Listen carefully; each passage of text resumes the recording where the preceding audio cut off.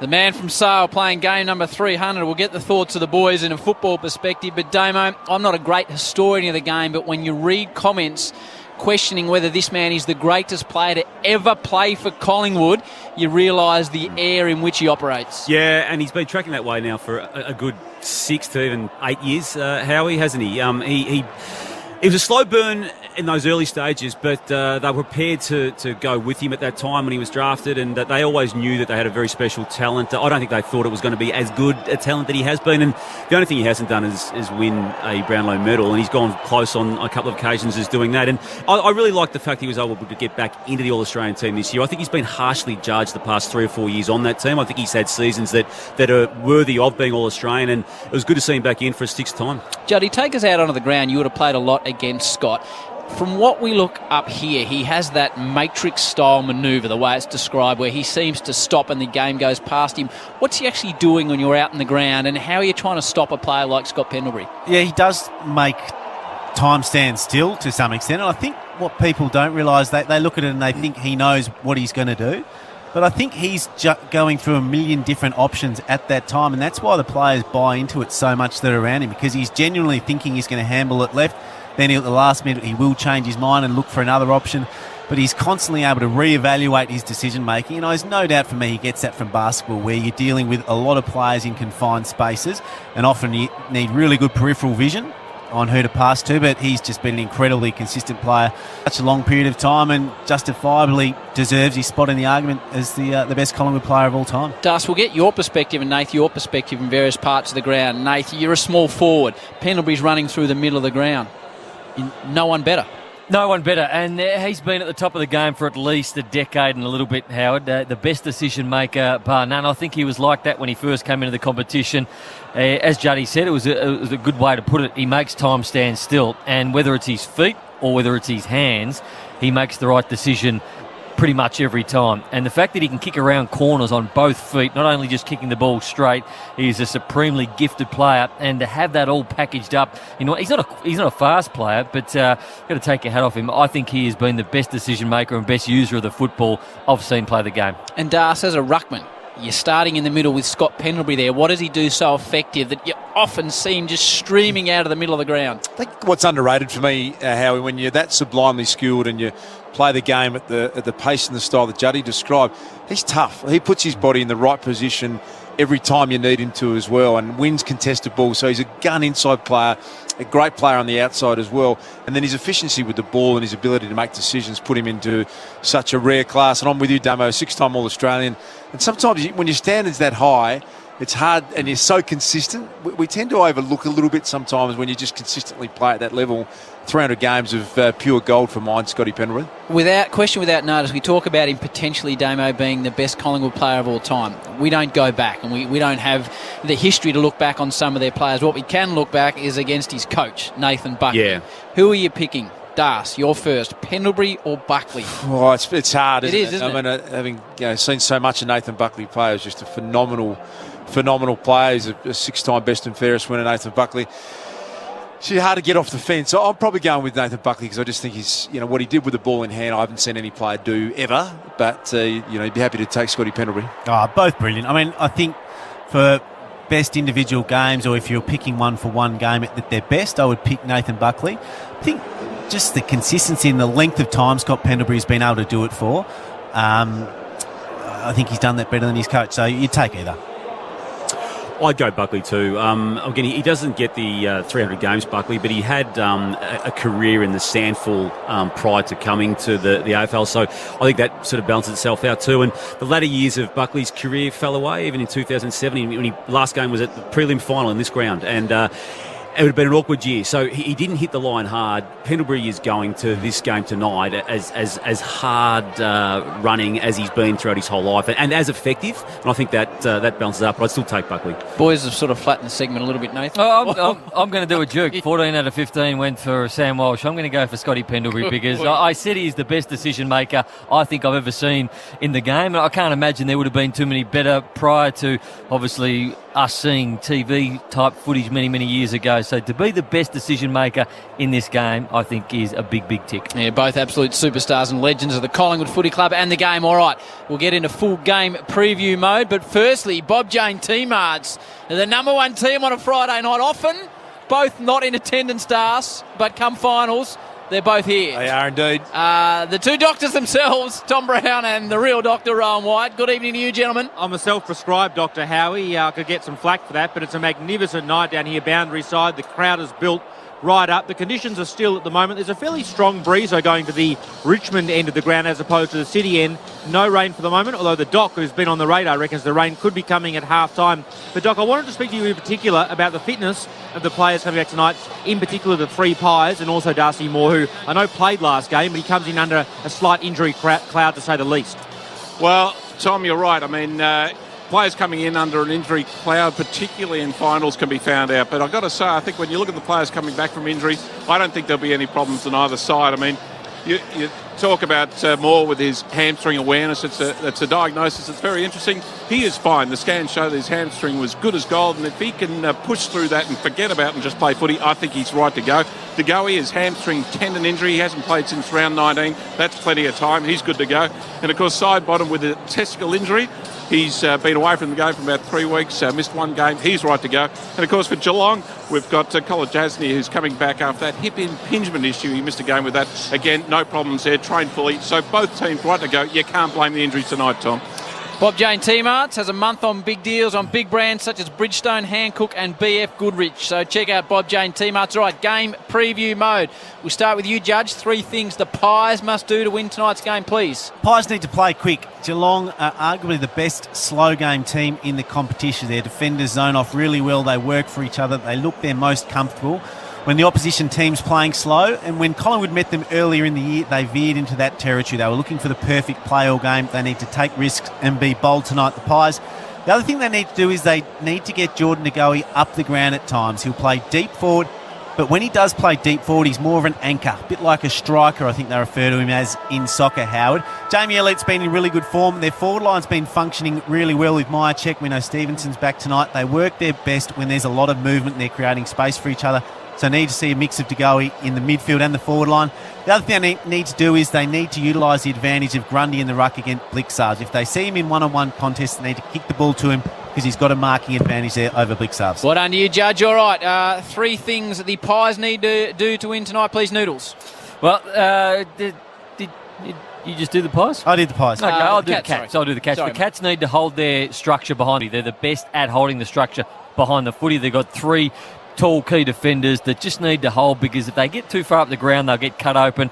Geelong, small forwards. Gary Rowan needs to lift. Narkle was very good last week, but also they've got some other young players through there who have been the real lifeblood of this side. I talk of Tom Atkins, I talk of Graham Myers. If they can play good football tonight, they should be able to do a number on the Pies. And then the other one, the midfielders, if they can keep Brodie Grundy semi-quiet, there'll be a big chance. All right, I know nothing about nothing, but by gee, I'd be keeping an eye on Jaden Stevenson in the first quarter. There's a man that can kick goals in a hurry.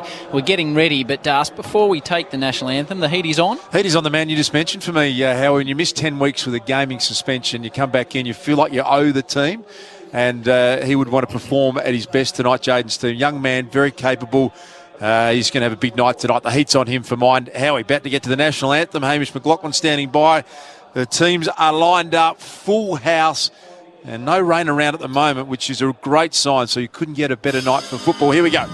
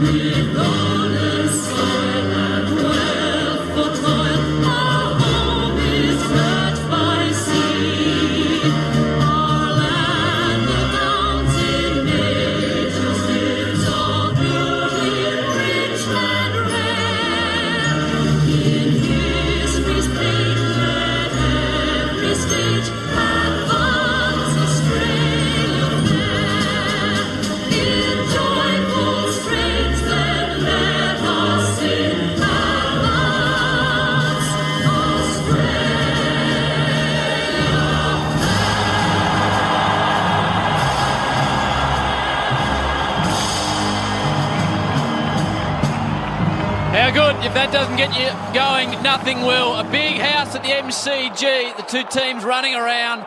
Perfect conditions, no rain around at the moment. We'll get to the toss shortly. Damo, always my favourite part of the Friday huddle when you tell us the tabloid headline for tomorrow.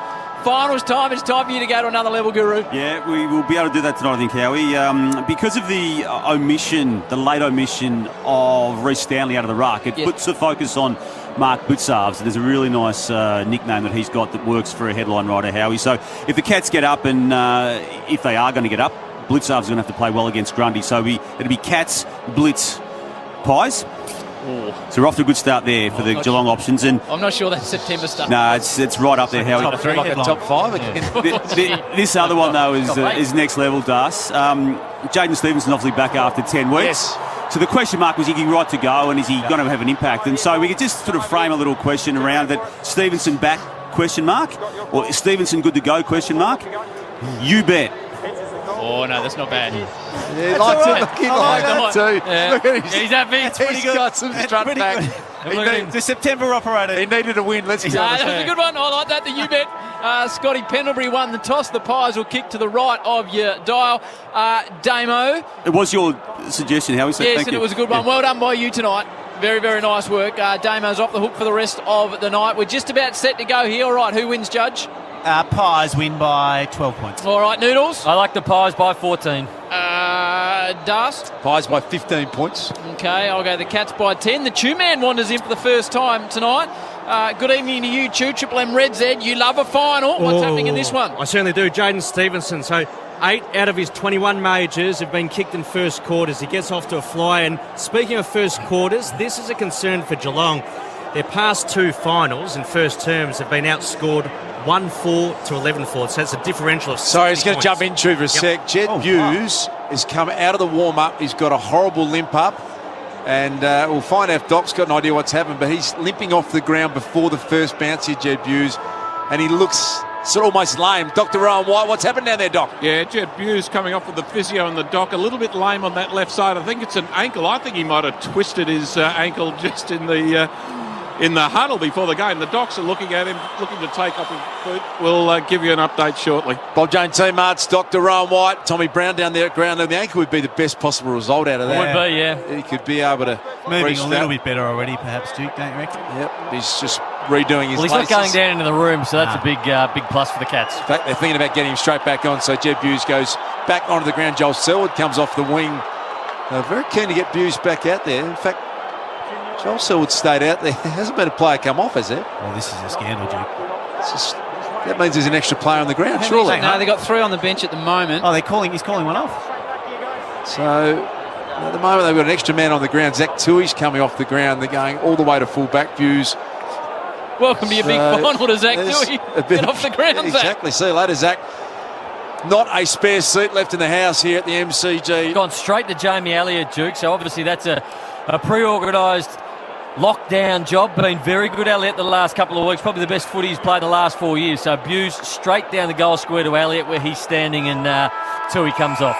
Two of the greats of the game, Dangerfield, Scotty Pendlebury, game 300 side by side. Thanks to McDonald's, Triple M ready to rock the qualifying final. The MCG, it's the Cats and the Pies. Grundy got the first hit out. Blitzarves, his opponent, picked up off the ground by Taylor Adams, shinned it forward. Grundy came to smash his way through. Back in there, Tim Kelly, the All-Australian this year. Pendlebury in game 300. Look how hot that footy is. Blitzarves' tackle was strong. Danger smashed in. Up by letting it go. Taylor Adams back in again. That is red hot right there. Cracking in, aren't they? Taylor Adams, a couple of his attacks on the footy were absolutely brutal. Won the first contest for the game and cracked in again then against... Maynard off the footy, really heavy, pushing and shoving with Gary Ablett. Treloar gets a kick out of the congestion, just shovels it forward. Dangerfield running back with a flight, takes a good grab. Centre half back, and the orange boots immediately splits it to the outer side. He's got options. Falls to ground now to Atkins. He's on centre wing. Goes back by hand to Kelly. Making a bit of a mess of it now. Atkins has got a real problem from behind. The Goey's tackle was really good. Great sign. Good to see him back. 42 days between games for Jordan De Goey. And the mark's been taken. Great southern stand wing side. Jamie Elliott short to to side bottom back in the side. Now Stevenson. There's a nice round of applause. The Magpie fans. Geelong got a couple of loose backs in Collingwood's forward 50. This is 70 metres out, Jaden Stevenson, as Chris Judd said. He's going to have to think his way through this one down the line. Danger back there, juggled attempt. Took a good mark again, Danger, and the releasing kick from half-back. Luke Dalhouse looks in real trouble at centre half-back, running through the middle of the ground now. He can hardly get a gallop up. He's coming off the ground now. Dalhouse seems to be moving a bit better now. So early dramas for the Cats as they move the ball around the outer side. Got a look down there, Bob Jane at Dalhouse, Doc. Yeah, Luke Dalhouse coming off with a left ankle injury, turned it in the first 30 seconds, and he hasn't come good in the last minute, so we'll keep an eye on him. Okay, so early concerns for the Cats. Ball's on the outer wing in the hands of Duncan. What type of crowd do you think we've got, Chewy? Geez, I reckon about 94,000, Howie. Them good numbers. Mitch Duncan, premiership player with this club, shovels the ball forward. Radigalia caught behind. First contest from Darcy Moore, gets it across the line, just forward of the wing. It was interesting the first time Collingwood went inside forward 50. Blixarves bolted down there to be an extra number. You said they had a wall set up, Howie. That was because of Blixarves. Grundy just sat about 50 metres outside the arc and was trying to get the footy. So it's going to be interesting to see how that plays out. Ablett got it to Selwood, but Taylor Adams picked the pocket in the end, drives it to centre forward. Getting back, Collar Jasny to go. He's socket off the ground, open space inside 50. To go, he puts his head. Getting back, Jack Henry, the former decathlete with all that athleticism, to grind Myers. Phillips got him. Play on's the call. The Magpies are out here. Thomas with a short ball. Mark's been taken. And Jamie Elliott sliding in. He's going to have the first legitimate shot at goal. About 48 metres. He's going to have to kick it from Nate Brown. Moving really well, Jamie Elliott. He came back into the side. He probably took 2 or 3 weeks, Judge, to get himself going. He wasn't running as good as what he normally does, but the last 3 weeks his leading patterns have been really good, double, triple leads, and he's already taken a mark out in the outer wing. He's doubled back out of the goal square, taken another one. He's got a big tank. Coming off a career high, best 5 goals in round 23, Jamie Elliott. First goal of the night on offer for him, directly in front. Looks pretty good. I think it might have been touched just on the line. It was. Tommy Stewart managed to force that through for a rush behind. So one behind them, the Magpies. Geelong yet to score. That is all brought to you on the Triple M IJ Liquor scoreboard. IJ Liquor proudly independent. Pretty tight early. Big fly on the outer side. Probably going a little bit too early. Ray agreed.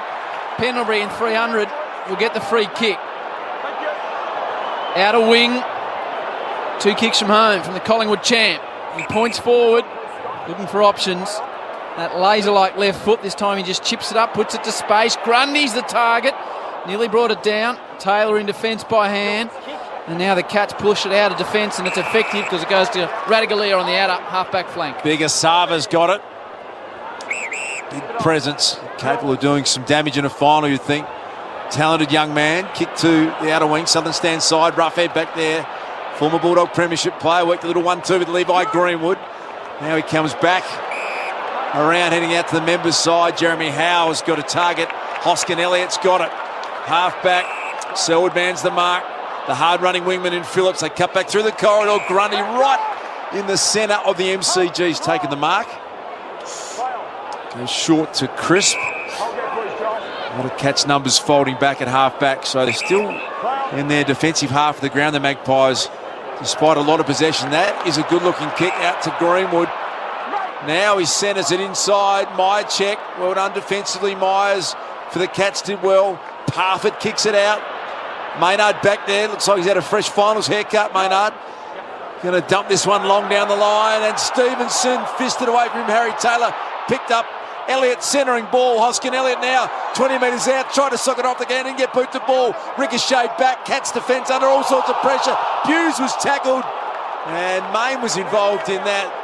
Along with Elliott goes through for another rush behind. So 2 behinds to the Magpies. Cats yet to score. Tommy Brown. We spotted Delhouse hobbling. He's just gone down the rooms, Dr. White. Yeah, on the bike, the soreness didn't come out. I think he was intimating he got a knock to the lower calf Achilles region, so he's gone down with the doctor for a closer look. Bob Jane teammates, the boys down there, side bottom. Good to see him back out there after that nasty injury. Darcy Moore marks centre wing. He's got options inboard. Doesn't go that way. Wants to pull the trigger with the ball deep inside 50 towards the pocket. Stewart effectively spoils at the back. Third man up, had no problems. And it's across the line. Here's Nath Brown, Triple M C-Bus Super Special comment. What we've got, Judge, at the moment, you've got a lot of free Collingwood players 70, 80 metres from goal, which the Cats are allowing, but the Cats stacking enormous numbers back inside the arc, not allowing that easy kick inside forward 50. Taylor Adams' first possession. You heard the call from umpire Ray Chamberlain. I think that is out there, who's played holding the footy, going the way of the Cats. And Cats yet to have an inside 50, Duke, so it's just confirming what Nate Brown says. The Pies are getting it in at this stage. Geelong aren't able to get past their wall. Parfitt down the line. Darcy Moore, perfect fist, landed straight in the lap of Chris Mayne. Back inside 50 again go the Magpies. Side bottom, I think, was the intended target. He waited for Elliott, and Kolajasny fisted over for a boundary thrown deep in attack. The Magpies Having to go wide, though, at the moment, Judge, the Pies, every time they look up, there's an enormous amount of Geelong players standing inside defensive 50, so they've been forced wide. So the Pies push again. Grundy beaten in the ruck. Hurried snap out of the pack from Adams. Bouncing ball! Jeez. Pies on the board. Adams has started nicely. Collingwood 1-2. Geelong yet to score. Triple M IJ Liquor scoreboard. IJ Liquor proudly independent. Had a bit of it, that young man too. He certainly has. Red Z lending 3 disposals, but also a couple of clearances as well in that major. He started brilliantly, Howard. There's something special about players that start well in big games, in finals. They set you up. He's an experienced player. He's a leader, and he's been really hard so far in this final, two-man. He has, and Collingwood's pressure rating, I know it's only early, but it's going at 256. Wow. AFL average is 182. Geelong at 175. Let's have a look at Luke Dalehouse and the Triple M Bosch Tools replay screen. He's still limbering up down there. An ankle, Tommy Brown and Dr. Rowan White are telling us. And Paddy Dangerfield just looked a little winded before. He was holding some ribs. He's out there alongside Pendlebury, so no dramas. But as Stuman just pointed out, the Pies have brought some early heat in this game. 1-2-8. Cats yet to score back in the centre. Grundy, too good for Blitzarves. In there was Wills. And meant a goal with a late inclusion on top of him. It'll be thrown up again inside the centre circle. Stu, you told us about those slow starts for the Cats. Every Geelong fan here will be hoping they get the next goal. Yeah, outscored by 60 points in their past first quarters from their past 2 finals. And here's an opportunity for Gaza. First time we've called his name, but Mayne steps through traffic nicely. Dishes it out wide to the young man Noble. Fantastic story. Keeping Trav Varco out of the side. Gaza cuts it off. Pendlebury's good at ground level though. Couple of champions, Pendlebury, Ablett. Umpire takes control out of wing. You got Nathan Brown and Chris Judd on the Triple M C-Bus Super Special comment. C-Bus Super offering members insurance cover that protects building and construction workers. So it's thrown up out of side, southern stand. It's only the Pies that have scored so far. Early stages, first quarter, leaded by 8 points. Dangerfield tried to rip it out. Brodie Grundy's follow-up work was really good. On hands and knees, he got it to Mayne. Back to the young man Noble. His kick was a dangerous one, hung in the air, but Phillips took a good mark at half-back. Now they're away, the Magpies. They've started this game really well. Jeremy Howe from half-back sticks it out in front of Stevenson. Normally lightning quick, a little bit of a sandwich, and Stevenson beat 2 of them. Beautifully played, young man. Kick to Jamie Elliott. That's a big win, Juddy. That is telling, isn't it? Harry Taylor came off his man. He was looking at Stevenson. Stevenson just wore the contact, didn't go to ground, but kept his focus on the ball. And Tui and Harry Taylor together couldn't stop Stevenson. Really telling bit of play for the Pies. Big win for the young man. 10-week suspension. He's back on the big stage, and that was a big play. Jamie Elliott looking for his first goal of the night. The second for the Magpies. Beautifully struck. Jamie Elliott loves it. The Pies have got the first 2 in the qualifying final of the MCG. 90,000 plus. And they've jumped out of the box. 2-2-14. The Cats yet to score. Your Triple M IJ Liquor scoreboard. Couple of nice bits of play there, one under Jaden Stevenson, but it all started from a half-back, Duke, and sometimes you've got to be brave. You've got a young man called Noble playing only a handful of games, I'd imagine, Ash, but he got the ball at half-back. Always the hardest place to get the ball is from half-back to half-forward. They set the wall up, you look up, you see just a wall of players. You go, where do I go here? I'm going to go sideways, I'm going to chip the ball 15 metres to a teammate who can't play on. Noble took the bit on. He saw a player on the 45 in the middle of the ground that hung in the air a little bit, and Dars, I heard you call it, it seemed dangerous, but it got there and it opened up the whole avenue to goal and just opened up this side of the ground, so it was very brave. Red Z Elliott, his last final, the 2013 elimination final, number 1 ranked player, 4 possessions and a major. And that's your Red Z from Two-Man. Narkle trying to get a hand on it at the middle. Geelong just need a steady just to calm things down. Collingwood's got all the footy. Phillips hooks it round inside 50 again. Geelong got the number straight to Stevenson. Oh, wow. They got free the Pies, and they're out to a ripping start, and this is everything Geelong did not want. Collingwood 3-2-20. Geelong yet to score. On the Triple M IJ Liquor scoreboard, Two-man inside 50s with Red Z. 10-zip Collingwood's way. This is everything they didn't want, Juddy. Absolutely, and that's what pressure of a final can do to you. 3 Geelong defenders there flew for the same mark. None of them were communicating with each other. Collingwood only had Myercheck in the contest, and he wasn't really even going for the ball in the end. Stevenson just stayed down, read the play, and they're under pressure here, the Cats. They need their leaders to stand up now, otherwise this game's going to get away from themselves very quickly. Jack Henry's a young player, but on that occasion, he's gone to the contest and have absolutely no contact with Jaden Stevenson, but he didn't get to the contest. That was his biggest issue. Did not get to the contest, so what he didn't do was get either near Stevenson or the contest. He took a little bit in between. Stevenson hung out and just read it so much better. What about this at the MCG? First 3 goals, the Magpies. They led it by 20 points. They desperately need a clearance win. They're not going to get it. Taylor Adams to the edge of 50 again. Myercheck fisted away from Harry Taylor. Myercheck did really well. Got it back to Phillips. Sold Pendlebury into some pressure. The kick out wide has been marked by Mark O'Connor. Good start from the Pies. The last 3 first quarters in finals, Geelong have been outscored by 80 points. Mark O'Connor kicked to centre forward. It was ill-directed.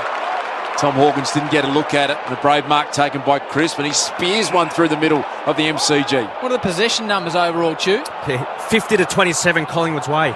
Okay, Geelong working across half-back. Tui goes back to Menangola. A late in for Stanley. Gives it to Gaza.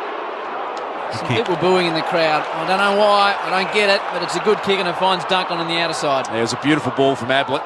Duncan goes back inboard to Narkle, and they're going the slow option here, Juddy. They had a chance to just push inside 50. I don't think it hurts them just having the ball in their hand for a period of time. Kick down the line. Here's the All-Australian forward. Tom Hawkins got a one-on-one. It was a mismatch too, Greenwood. And Tom Hawkins too big, too strong, too good. Yeah, and you talked about them going slow, Duke, and I think it made sense. But the other thing it does, they've got big Tomahawk who can take a contested mark in a slow play situation, but they need to lock the ball in their forward half for a period of time. The fact that the ball's gone in there slow means they can set up behind it easier if they do turn the ball over. Triple M Bosch Tools replay. Nate Brown, what did you see? Looked like a push in the back. It's just been shown on the big screen here. The Collingwood supporters not happy about it. Had an outstanding season, this man, Tommy Hawkins. They need him to step up and kick a steadying goal for the Cats. He's drifted it left to right, as he often does. It's been touched on the line. Score review, Juddy. Touched, I believe. Don't bother with the arc. Behind. I want to check if this touch before crossing this one. Behind. They got 38 different cameras, and Juddy said, don't review it. One It's a behind. close Please one. check to see if it was touched. Spent 30 million. Juddy's just sorted it out in 1 second. Howie, we've been saying this for 2 years here. Triple M coach. Your margin is my opportunity. That's what I say to the AFL, and Judd Corp is ready to talk. It's got to have cleared the whole line. I'm seeing the Triple M Bosch Tools I think replay Juddy's nailed it. on the Coates High score review. We got 30 replays and 9 cameras and 7 operators versus our man. It's not that hard.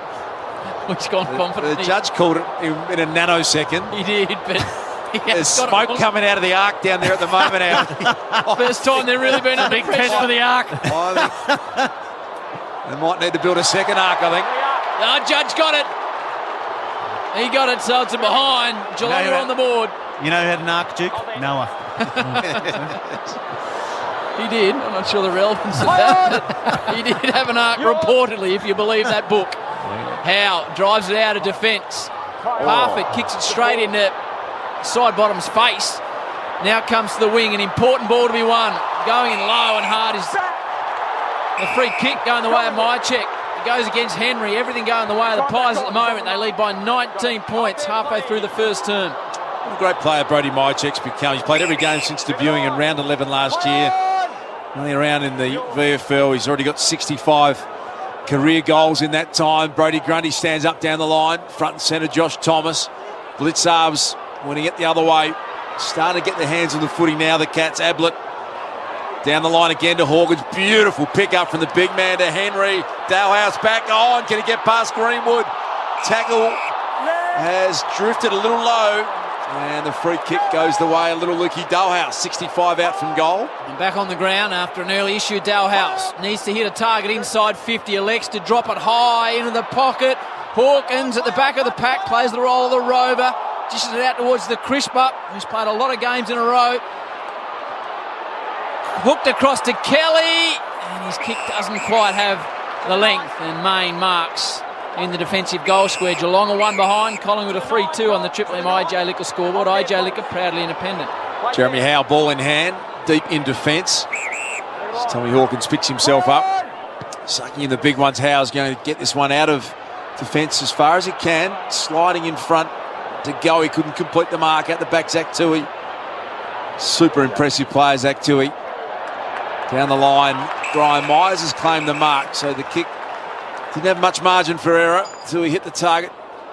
Myers goes back to the Irishman O'Connor. He's going to send this one back inside 50. Grundy back there defending, side bottom fisted down, landed in the lap of Hawkins. He squeezed the handball back out, Dale House, and Gary Rowan got a gift right on the edge of the goal square. Howe can't believe it.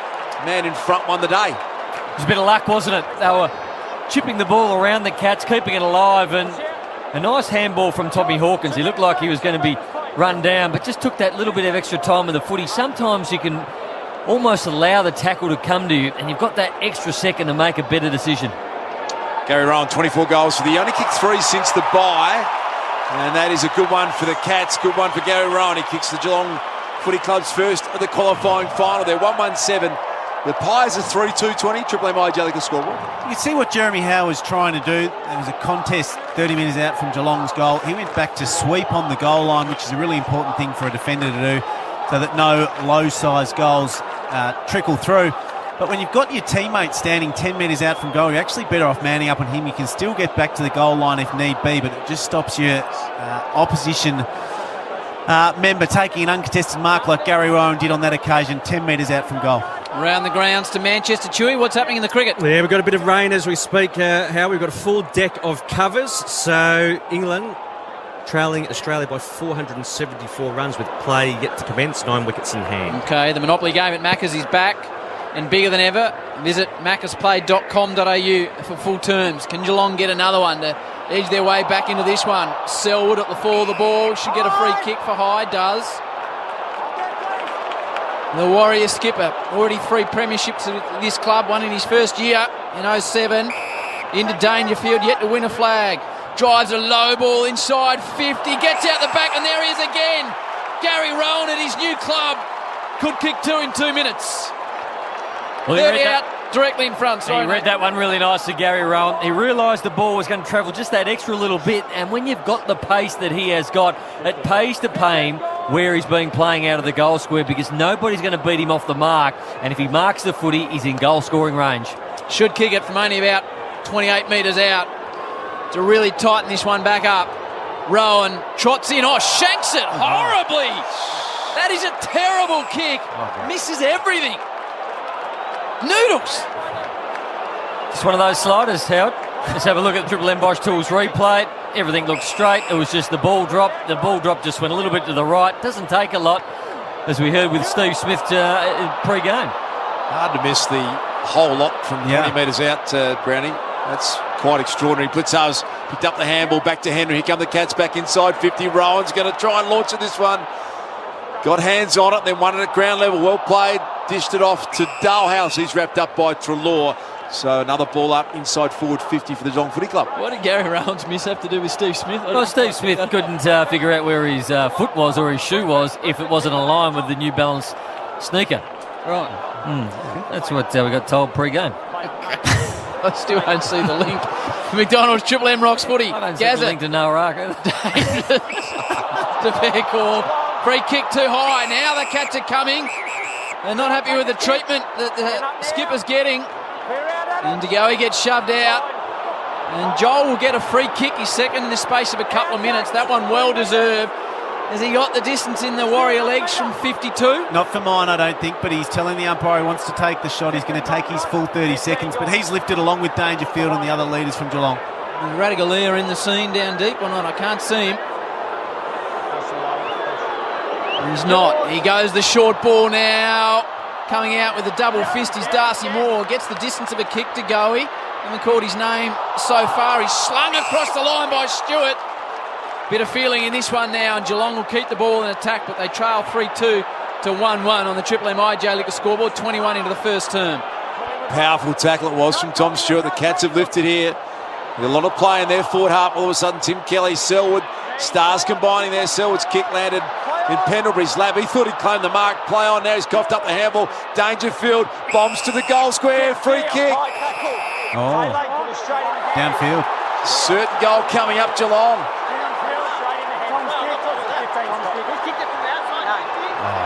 Just looking at the Triple M Bosch Tools replay there, Duke, there was some very mild contact. That's soft, Judge. To Dangerfield's neck from Taylor Adams, but that is soft as butter. This time of year, Brownie, you can't be paying them. Never. No, any time of year. Yep, good call. And Danger immediately called that it should be downfield to the umpire. That is a big, big penalty to pay. Joel Selwood's getting big time into the lip with Adam Treloar on the Triple M Bosch Tools replay. They're going at it big time. But Tom Hawkins gets a gift. It looked really soft. The C-Bus Super Special boys, Brownie and Juddy, are saying not on that free kick. So Tom Hawkins, about 10 metres out, slide angle, and a bit of footy karma there, Juddy. Yeah, absolutely. I reckon sometimes you can feel that energy in the game go up, and it's become more physical, and the umpires can sense that as well. And I think they just picked out a bit of a nervous one then, the umpires. Yeah, missed one. He should have kicked there, Tom Hawkins. 1-2-8, 3-2, 20. It's a 12-point lead to the Pies. Ball goes to the outer flank. Nice work by Hoskin Elliott. Takes contested mark. A little slider to Stevenson. And he spreads it further wide to Main, who's got it defensive side of the wing for the Pies, who lead it by 2 straight kicks.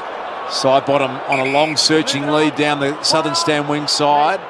Main held onto it and goes short to Penry. What's he had so far, please, Shoeman? He's only had 3 touches. 300 game superstar tonight. Scotty Pendlebury, the skipper, going to work it around the commentary members wing side of the MCG. Jordan Roughhead has had an absolute shank. It's missed the target by 40 metres. Nathan Buckley, one of the best kicks of the footy ever, is going. What have I just seen there? He's gone out of bounds, so no damage done yet, but about 60 metres around from the Cats' goal. Coach looking a bit befuddled on the Triple M Bosch Tools replay. Good, better Bosch. Professional power tools, measuring tools and accessories. Collingwood off half-back, wobble it forward. Elliott had plenty of it. Plays in front, marks on the AFL logo. Centre wing, the Pies lead it by 2 kicks. That's a clever ball and hard running from Adams, who's been best on in the first term. Spearing ball finds Myercheck. Kick and a half from home. Brody. He's got options deep. Goes that way now towards the pocket. Big fly from behind. Mark can't be taken. There's a pie that's hit his head. And that was Hoskin Elliott, who covered some enormous ground after he started the chain off the half-back flank. And it'll be tossed in 2 metres around from the Pies' goals. They lead it by 2 kicks. Just took the wind out of his sails there, Will Hoskin Elliott. Triple M Bosch Tools replay screen. The Pies are now inside their forward 50 boundary throw in. A couple of players just sitting off this pack if they can get the footy out to them. He won it down, but Mitch Duncan stole it away, landed in lap with Myers at half-back. 24 minutes gone first quarter. Pies by 12 points. Myers kicked through the corridor, looking for Selwood. Main in the way. Now it's going to come back. Greenwood by hand in the end. Treloar. Here's Stevenson. Hard running from Levi. Greenwood got it back. Not normally known as a great kick of the footy, and he's coughed it up badly. Straight to Tom Stewart, half-back. He was in perfect position there, Tommy Stewart. And he continues along. And number 44, another wonderful season. Drives it to Harry Taylor. He was very honest with the media during the week, Das. Said he wasn't sure what next year entailed. He's got it half-back, just a little chipper. And he finds Hawkins on the wing. Yeah, still a long way from home for the Cats. 25 gone in this first quarter. 2.5 minutes remaining until quarter-time siren. And as Juddy said, they like to play a bit of slow ball, the Cats. Bit of poise with ball in hand. Main got it to Treloar. He was wrapped up immediately. This ball's on centre wing. Outer side. Southern stand. Noble gets back there. Darcy Moore. Little one to Pendlebury. He's good enough to get it to Adams. Gets it moving to the hard-running Treloar.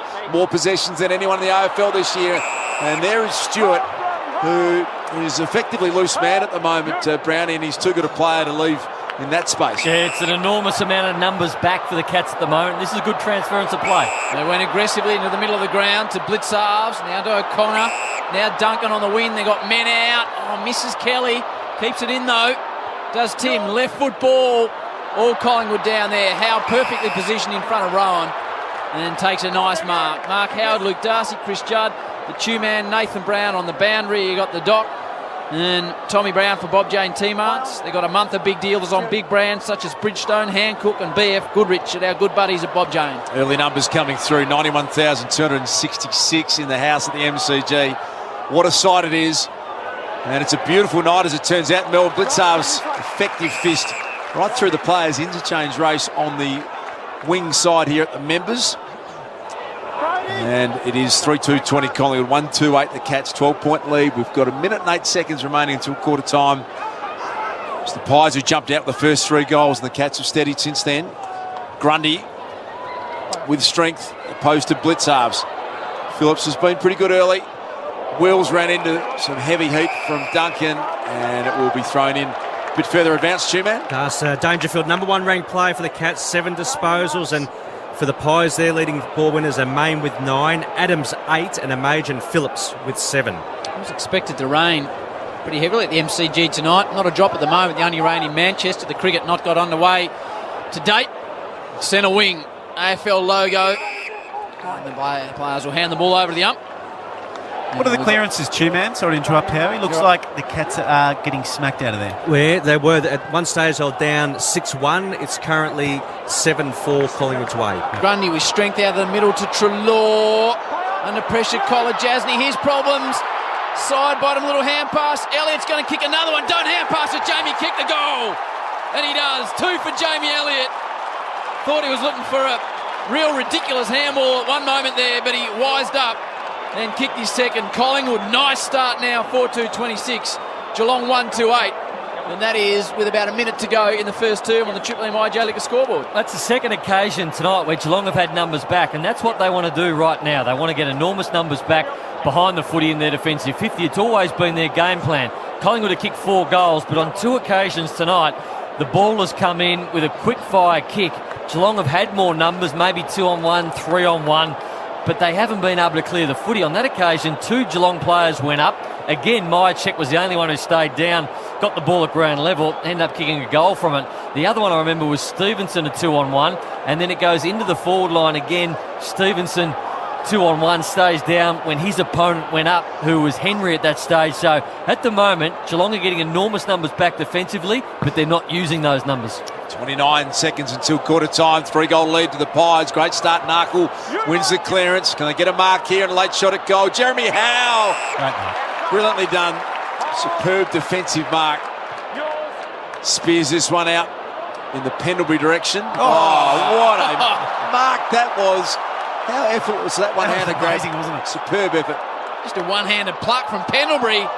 Something a little bit more spectacular. Attempted on the outer side. Hoskin Elliott gave away a free kick.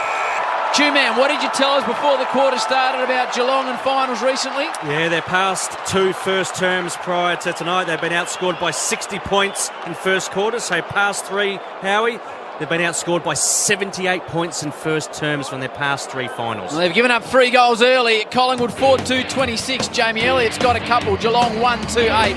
An 18-point lead to the Pies in front of 90+ in the qualifying final. McDonald's, Triple M, Rocks Footy. Quarter time of the MCG. Collingwood with the jump, 4-2-26. 2 of those to Jamie Elliott. Geelong 1-2-8, leading it by 3 kicks the Pies.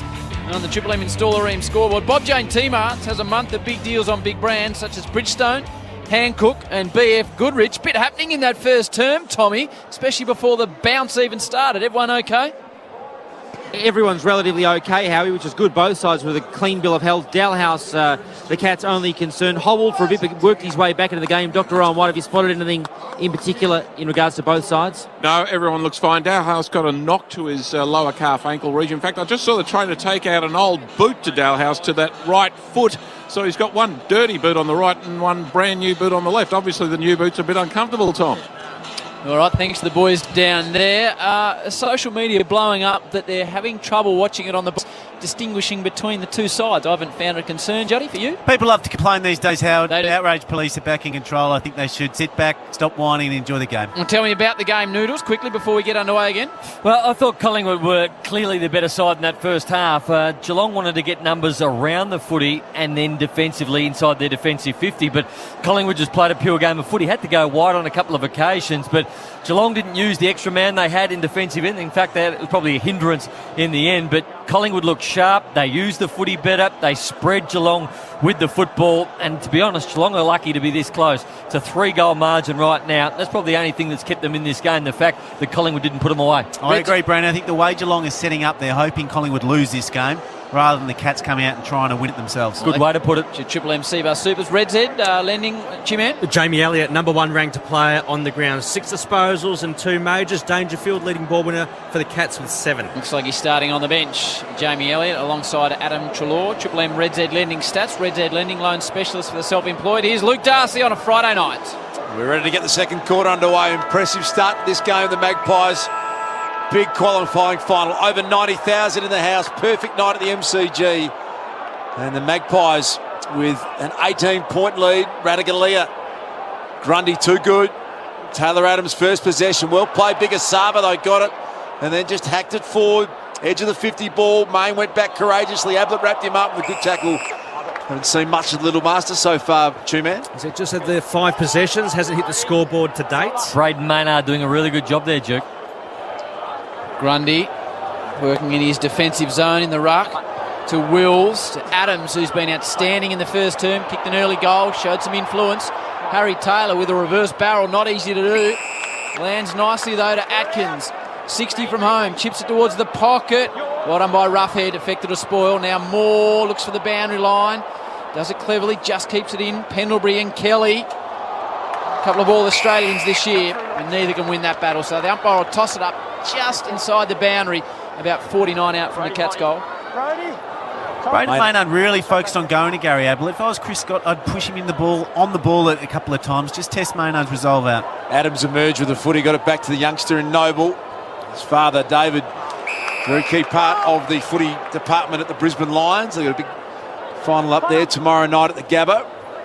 This is now Stewart who goes back to Duncan. Still 2 kicks from home. The Pies have folded back a lot of numbers, so he goes back sideways to Stewart.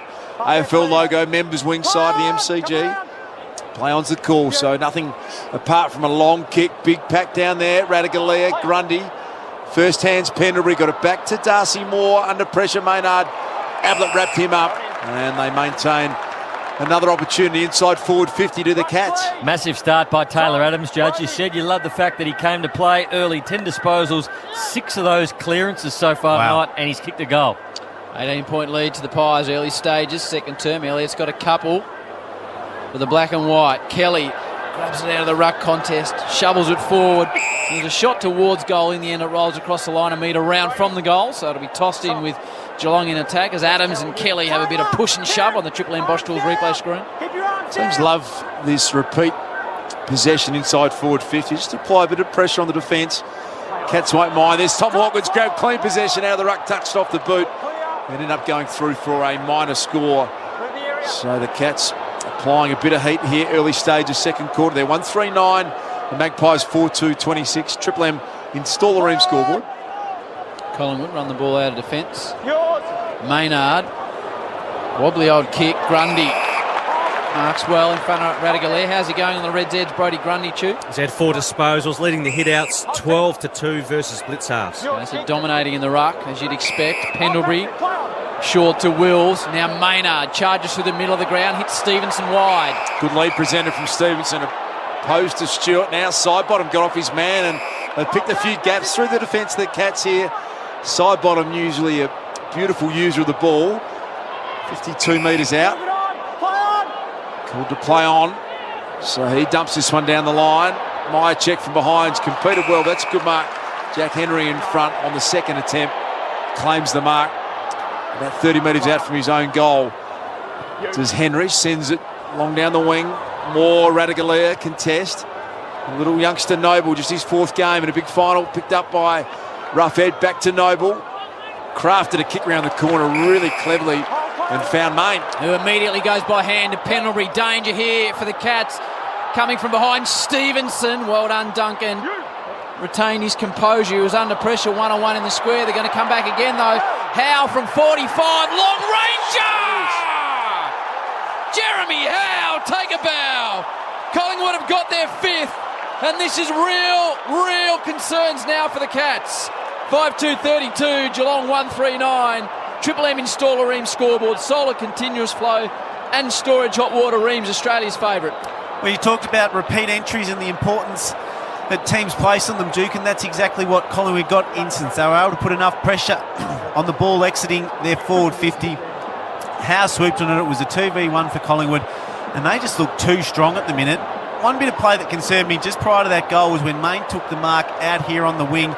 He was just able to give the handball to Scott Pendlebury, wandering by with ease. Geelong just aren't putting enough pressure on the Collingwood ball carriers, and if they don't start to do it, this game's going to blow it by 10 goals or more. 23 points is the margin right now. MCG qualifying final. The Cats minor premiers. They're facing a real challenge at the moment. Look at Selwood doing what he's done right from day one. Put his head over the ball, got it back to Dangerfield. Down the line to Ablett. There's 3 of the best in the business. But Maynard played it well. Free kick against Gary Ablett. Maynard, truths enough back. Claims the footy and goes short. Trelaw's got it. Goes to Maynard. He's had plenty of the footy this term. Falls out the back towards Grundy. He stayed down in that contest. Keeps it in.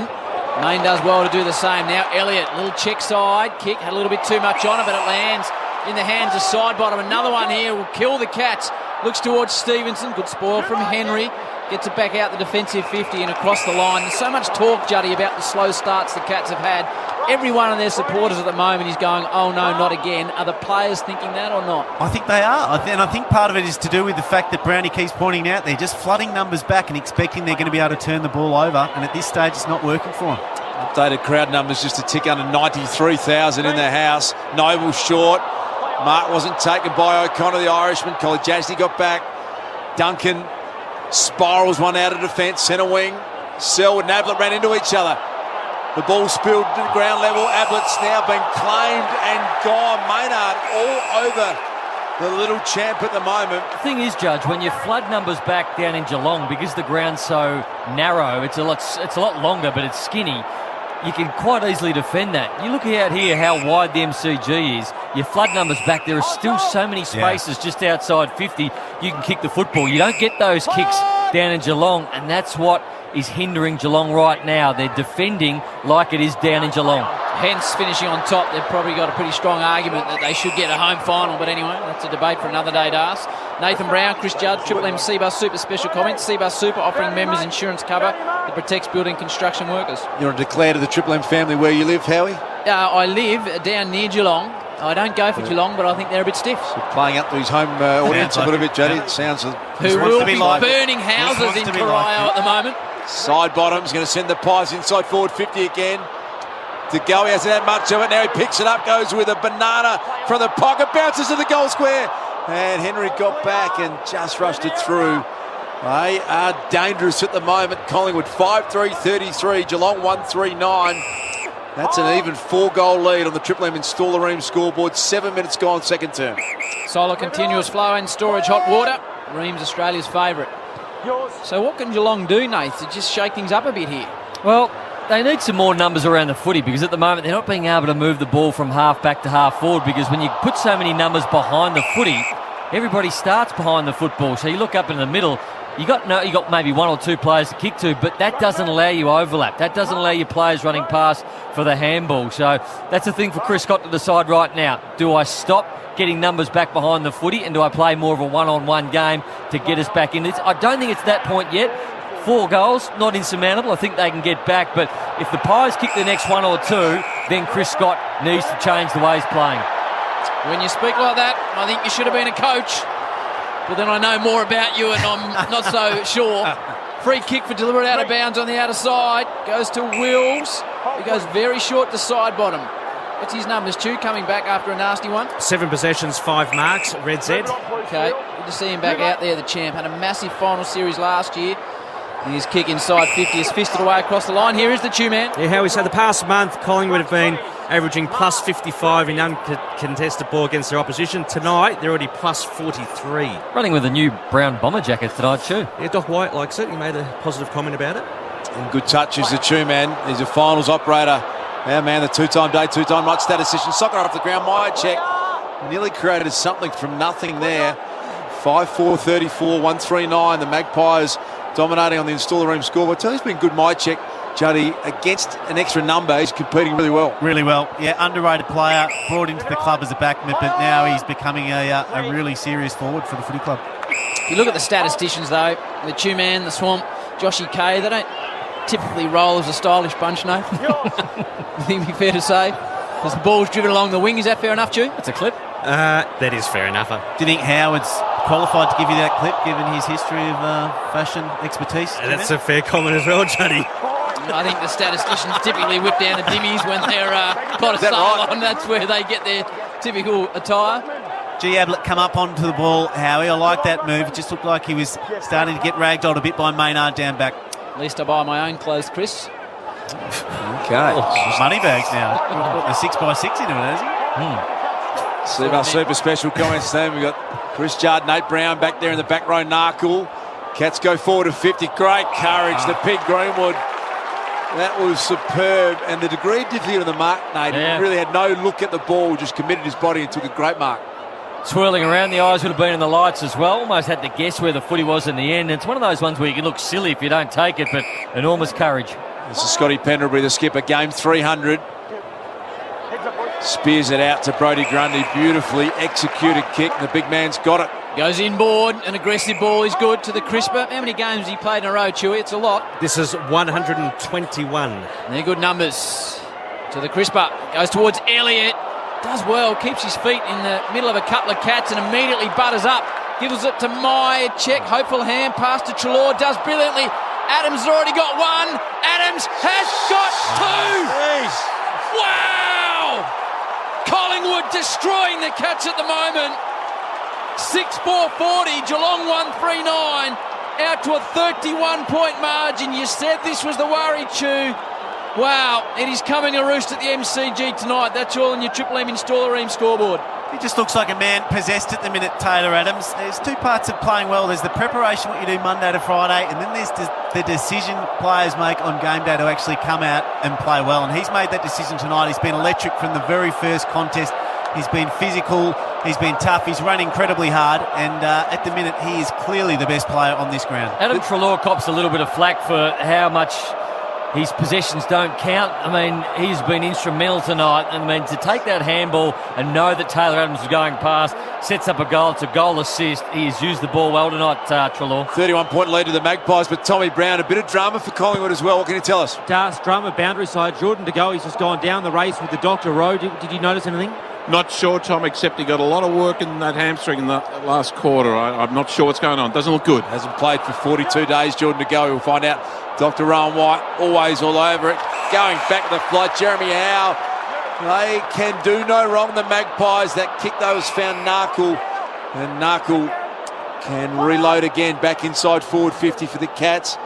Tom Hawkins is the intended target. In front, Howe again's been really good. Atkins over the top, but Danger went without the ball. Falling over is Maynard. Slapped it forward. Treloar, as Nate Brown said, has had a huge amount of the footy. Myers has been pushed in the back. Yes, so Brian Myers will get a really good look at goal against Taylor Adams. Shuddy, what'd you make of it? Oh, just looking at the Triple M Bosch Tools replay, I thought it was a 50-50 juke. He probably just got in his back. He tried to turn him, but didn't quite get him fully on his side. So 50-51.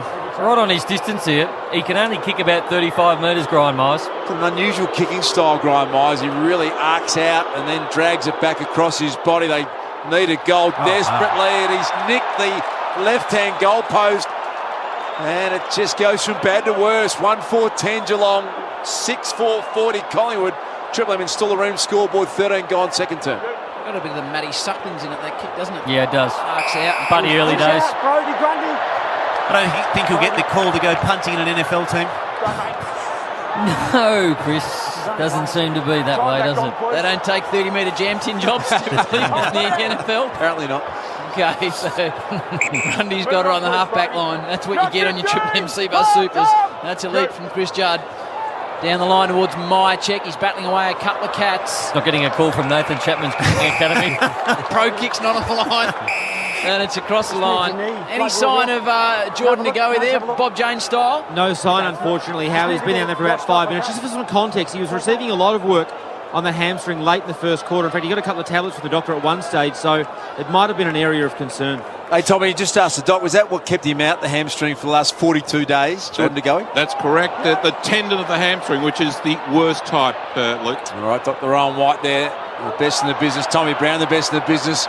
Friday night, telling you the news first. So that might be the only negative so far for the Magpies. They lead it by 30 points, 5 goals is the margin. They're directly in front of their goal at the punt road end. But Jordan De Goey, hamstring issue, is the only story for Collingwood of a negative type so far. Spot on. Dangerfield needs to start really pushing himself into this game. Every contested ball at the moment seems to be going the way of the Pies. How many marks is that for Jay Howe? Red Z Lending, Jeremy Howe, 7 marks, Howie. Okay, Howe. He's called to play on, just takes half a kick really down towards Blitzarves, punched away from him. 60 from home. Adams best on ground, 2 goals and plenty of it. Caught in a tackle by Parfit. And I'm worried about the influence of Brody Grundy, Howard. Yep. 7 disposals in the first 15 minutes of his second term. Wow. He's had 7 hit-outs, 4 of those to advantage just in this term. They are all over it at the moment. The Magpies started this game superbly. Parfit's kick comes out. In the way is Greenwood. He's going to come back with interest, you think. Spears it out wide. Hoskin Elliott in front of his man O'Connor. Southern stand wing side. Stevenson provided a short lead. That was ignored. And now he's going to go back in board to Scotty Pendlebury. His numbers, please, Chew. Pendlebury, Red Z Lending, 11 disposals, 5 marks. Just barking instructions out there with the ball in hand too. Pendlebury to side bottom. Side bottom short with the speed of Stevenson on the lead. Lightning quick. They love this play, the Magpies, where they can just chip the ball 15 metres to a player leading up, and they can just do that on repeat all night if they're allowed to. That was the Pies fans encouraging him to go the barrel. He decided to go short to Elliott. O'Connor back there's being nailed, Juddy. Yeah. Jamie Elliott, brilliant pressure, wasn't it, Duke? Superb stuff for the Magpies. Everything that you would want going their way. And on the Bosch Tools replay, it was the perfect tackle. Jamie Elliott, who gets a chance, tight angle, right forward pocket, punt road end. It's a 40-metre kick, but a really acute angle tucked up on the boundary line. What do you reckon, Nate Brown? This was your specialty. I like him here from more dead in front. Sometimes when he's dead in front, he tends to lay back on it, but on these occasions, he can just let rip. Career high 5 goals, round 23. He's already got 2 tonight. Jamie Elliott shaping like he might be going the regulation drop punt, and it was way narrow. He's missed a lot. Out of bounds, 6-4-40 to 1-4-10. All the Magpies, Triple M install the room scoreboard. Don't want to put the horse before the cart, Chew. How many days to the AFL Grand Final? I think 22 days. What's a typical light hamstring, Juddy? 3 weeks. But when you've had a history, you know, add another week or 2. Okay, hopefully that's not the case for Jordan De Goey, but those numbers will be starting to thrown around down there if that is the case. Hopefully not. Off the ground this term with what Doc thinks might be a hamstring issue. Maynard driving left foot ball inside 50. Myercheck back with a flight. Down the fall, the ball, quick snap, another one. Collingwood's got another one. Hoskin Elliott's got his first. There's a lot of time to go in this game, but it's 46-10, 6 goals. And the Cats are staggering in the 8th. It's time right now for Chris Scott to have a look at the whiteboard in his coach's box and throw it around a bit, because what they're doing isn't working. The lead is getting too far now. It's 6 goals, so it's 36 points. He's going to say, okay, I'm going to back our players right now to go 1-on-1. The extra numbers I'm getting back in the defensive end, sometimes it's 9-on-5. I need those players now to start and get the ball in the middle, because we're getting the footy backwards of, I guess, defensive 50, and it's taking us too far to get to the other end. We can't do it. Collingwood's pressure's too good. We now need to start winning the ball in the middle of the ground. So everybody goes 1-on-1. You play on your merits and you try and get back a couple of goals before half-time. Have a listen to this at the MCG. There's nearly 93,000. It's the Collingwood chant They could not be happier. The Magpie Army going out around the MCG on a perfect night. And they lead it by 6 goals, 36 points. 7 minutes, 48 seconds until half-time. Wills sends them forward to 50 again. Henry at half-back couldn't complete the mark. Picked up by Kolajasny. Kelly flicked it over to O'Connor. Can they get something going here, the Cats? Sweeping handball from him to Mitch Duncan. Cut back inboard. Radagalia. Awkward-looking kick. It only went as far as Noble at half-back. Some composure from that little man. Pendlebury's handball missed the target. Kelly picks it up again. Radagalia dumped off the footy. Narkles squeezes the handball back to Selwood. Out wide is Stewart under all sorts of pressure to Dalehouse. 60 out from the Cats' goals, twisting and turning. Everything's under pressure for Geelong. Stewart now launches one in the Hawkins direction. Grundy back there, and the mark's been taken as it. Parfitt's claimed it, left foot snap. Is that a goal? It is a goal. Parfitt something out of nothing, and finally the Cats get their second goal, and they needed that desperately. 2-4-16. That's Geelong. 7-4-46 the Pies. Triple M install the room scorebook. He took the mark, Parfitt, but I think he thought it was touched, and he played on and went on to his left foot. Only just kicked the goal in the end, but certainly a steadier that Geelong very much needed. When you're watching this game at the minute, it just starts to look like Collingwood are aware they're a better and more committed side than Geelong. Geelong needs somebody or a group of players to change the direction of the game, because Collingwood just look harder, more physical, like they've got more belief in each other.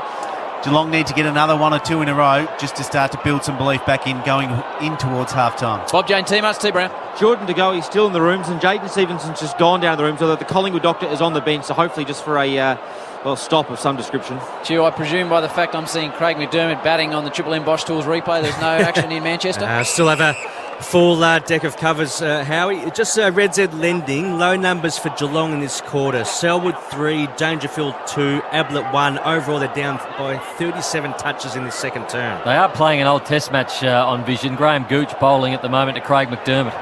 Gucci with the little swingers towards Myercheck. He's not getting anywhere in the centre square. The Monopoly game at Macca's is back and bigger than ever. Visit maccasplay.com.au for full terms. So Jaden Stevenson might have re-emerged back from outside underneath the stadium, Tommy Brown. Yeah, he's back. I think he just might have had a leak, as Dr. Owen White described. Little toilet stop, Tommy, you could go with potentially for Bob Jane T-Marts. Is that the medical term, Tom? Correct. Elliott one-on-one with Zach Tui back there, and off-hands boundary throw. Zach Tui having a little bit of a remonstration with umpire Ray Chamberlain down there. Normally doesn't end well. They've got a bit to deal with at the moment, the Cats. They trail by 30 points. Side bottom, beautifully taken out of the ruck situation, and then Thomas's kick way offline, out of bounds on the full. So it's going to be a Geelong free kick deep in defence. In the hands of Tim Kelly. He was up for discussion this week. Tommy, reports that he'd requested a trade. Is that reports or confirmed? No, they're reports, Howie, but I think they're all but confirmed. He did a doorstop where he said that he hadn't made up his mind, but I think the common wisdom amongst my trade sources is that he will request a trade. It's just a matter of when after the finals. Well, if your sources say it, tell me I'm believing it. Henry makes a good contest. Oh, running straight past it was O'Connor. Out of wing, he's got enough space, the Irishman. One of those dinky little Gaelic kicks to Harry Taylor. Number 7, this is better for Geelong. Driving ball forward, Roughhead puts himself in a dangerous position, does well. Now Phillips, a little clever kick round the corner is good and finds Darcy Moore, who's just going to take a bit of heat out of the game at half back. He hasn't had to do a lot tonight, Darcy Moore, has he? You haven't really noticed him, so we haven't seen him test out his hamstring, but Collingwood doing it pretty comfortably in their back end. That was enormous courage by Jordan Roughhead. Off the hands of Selwood, boundary throw in, about 70 around from the Cats goal. Tommy Brown for Bob Jane T-Marts. Still no sign of De Goey, Das, but when I reported his initial hamstring, they said it was going to be 10 or 11 days in rehab. It ended up being 44, so it's a huge concern that he's still off the ground. Thanks, Tommy. No sign of Jordan De Goey, but Stevenson back out there. Takes his spot back at half forward. Kelly was dumped in a tackle. Noble, really impressive young man. And a free kick's going to go the way of the Pies here at half back. Taken high was Phillips. He's been good too, man. For Red Z, he's had 11 touches. Noble does well. Runs around a man with confidence, but his kick lets him down. Hits Dangerfield. What are his numbers, the champ, Chew? He's only had 10 possessions, only 3 in this quarter. Gazza? Gary Ablett for Red Z, he's only had the 6 and scoreless. Selwood? Joel Selwood for Red Z, 7. Okay. Not good numbers if you're a fan of the Cats. Menengola laid in. And Stanley went out. Taylor sends a high ball forward. Howe just says, get out of the way because I'm going to mark this on my chest. Is it just me or is there no system at all in Geelong's forward entries? They're just bombing almost without looking. Yeah, and I think that's connected to wanting to get so many players behind the ball and protect their back line that they can't equalise numbers in their forward line. They don't have players like Richmond have, like Lambert and these sorts of guys that can get up, create a loose around the ball and then get back and equalise in the forward line. Pies have worked it all the way down to half forward, still side bottom. Enormous aerobic athlete covering a huge amount of ground here at the MCG. And again, this is that kick where there's a lot of numbers back, so he just skews one off the side of his boot inside 50. Easy pickings for Menengola back there at half back. Let's get back down to the Doc and Tommy Brown. Mitch Duncan is Geelong's injury concern. Doc, what did you notice? He went down the race with the doctor. We just saw the back of him, Tom, going down. The doctor went with his medical kit, which means he must be getting some sort of treatment. We do know 2 or 3 weeks ago it is a significant shoulder injury, but at this point we're not sure. We'll keep an eye on him. Doc and the Brown Dog on fire down there, telling us to go. He's been off all term. Hopefully it's not a hamstring, but that's the suspicion at the moment. Dangerfield goes in really hard.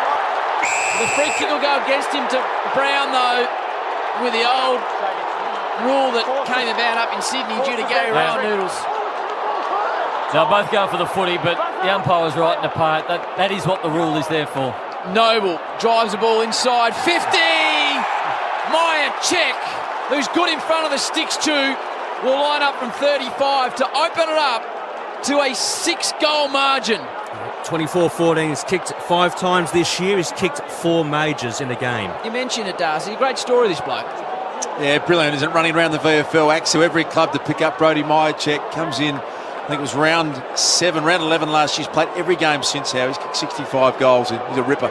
It's a good grab, normally pretty good finisher. Myercheck with a big kick. Leans back on it a bit. I reckon he sliced it and hit the post. So back out to 31 points the way of the Pies on the Triple M Installer Ream scoreboard. Solar continuous flow and storage hot water.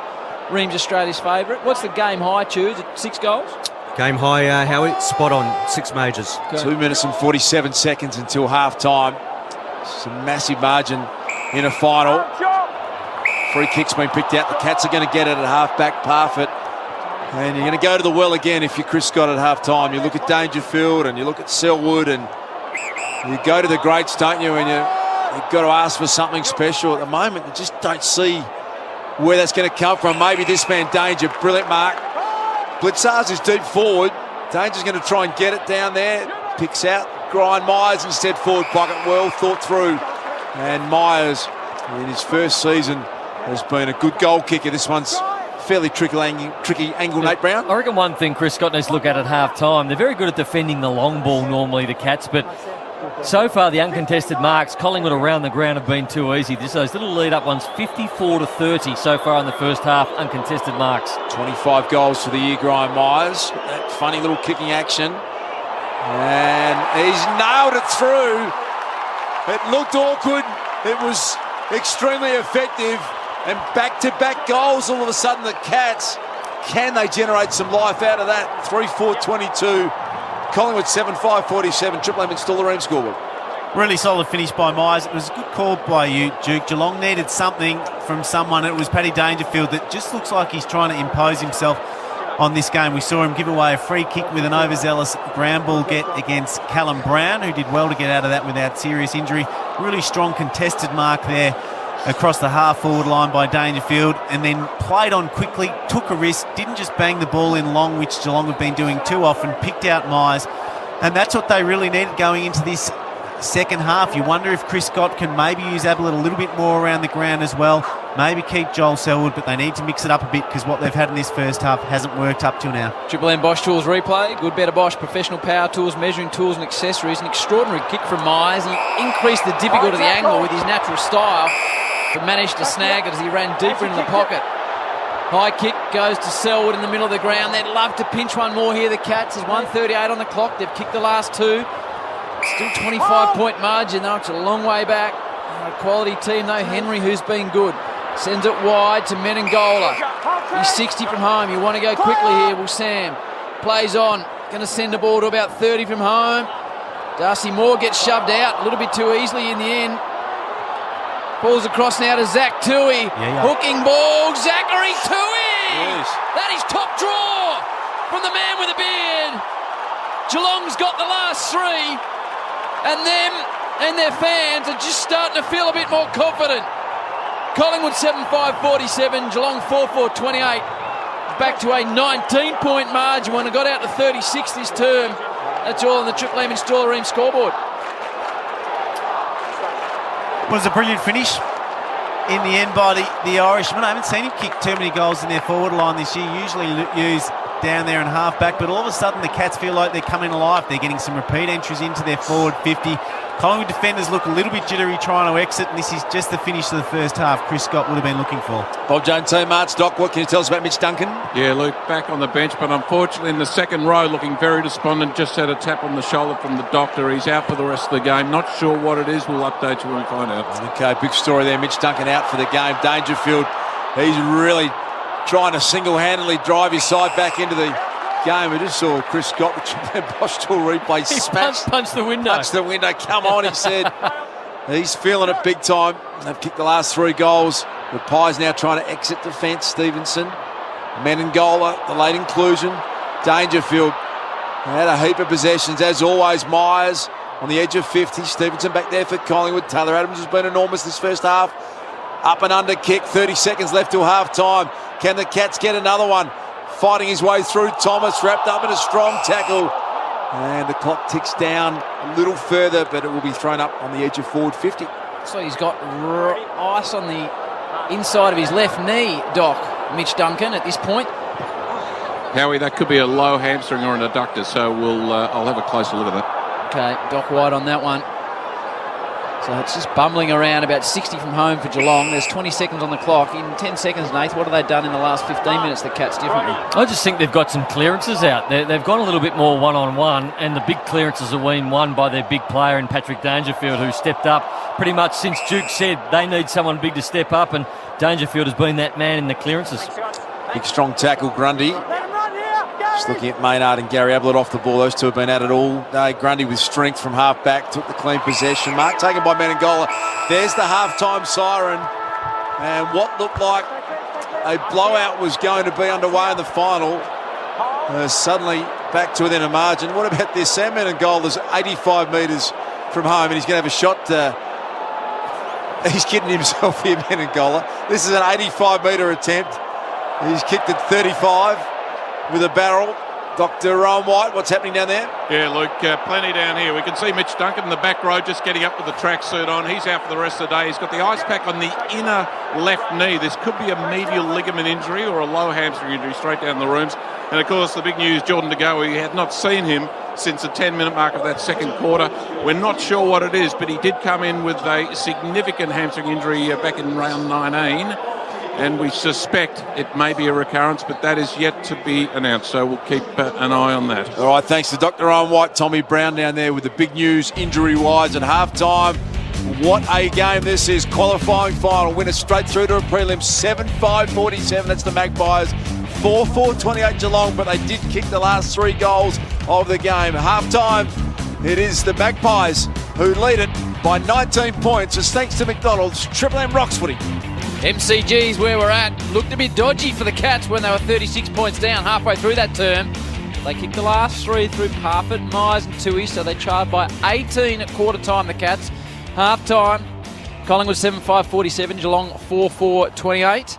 And as the Cats come back out onto the ground, McDonald's Triple M footy, Mark Howard with you, Luke Darcy and Chris Judd. Boys, we might have a bit of a chat about some of the games still to come this weekend. There's so much to look forward to. Deledio came back after announcing his retirement task for the GWS Giants. Hopefully it works out because he's been a wonderful footballer. It's a big decision, isn't it? Big selection, isn't it? Yeah, it is. Brett Deledio. I think some of us, and probably me, I must admit, probably thought that was probably it for Brett Deledio, but good on him for getting himself ready to play. And you just go, Brett Deledio at his best is a walk-up start in any first 18 in any team for mine, Juddy, but obviously feel like he's going to get through.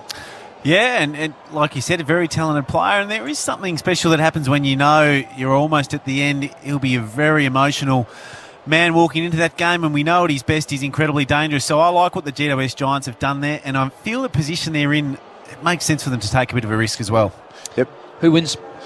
Well, the big inclusions, aren't they? I think Jeremy Cameron back in, didn't play when the Bulldogs beat them up there a few weeks back. Look, I think the Dogs in a close game, but I can see how you can mount a case very easily for the Giants.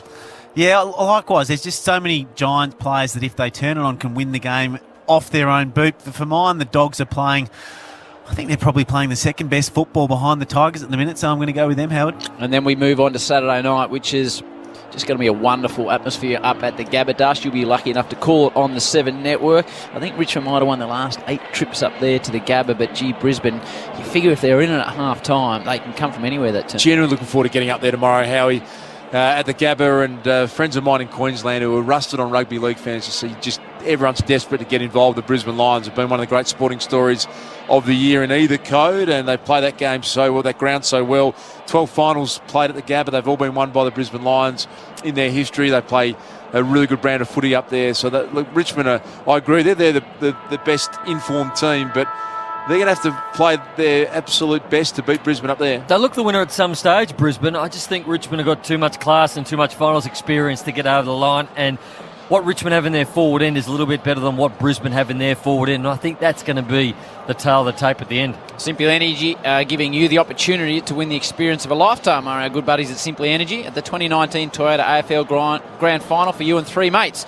Go to simplyenergy.com.au to enter. Hurry, and Sunday, AFL authorised GP promotion, GF AFL 19/89. Hey, hopefully White Night's not being put on again, because last time we tried to leave the MCG on a Friday night, I was in a car with you and Tunners and our man Noodles, who bailed out and got the train. We sat outside the MCG for an hour and we were looking inside our man Darcy's car.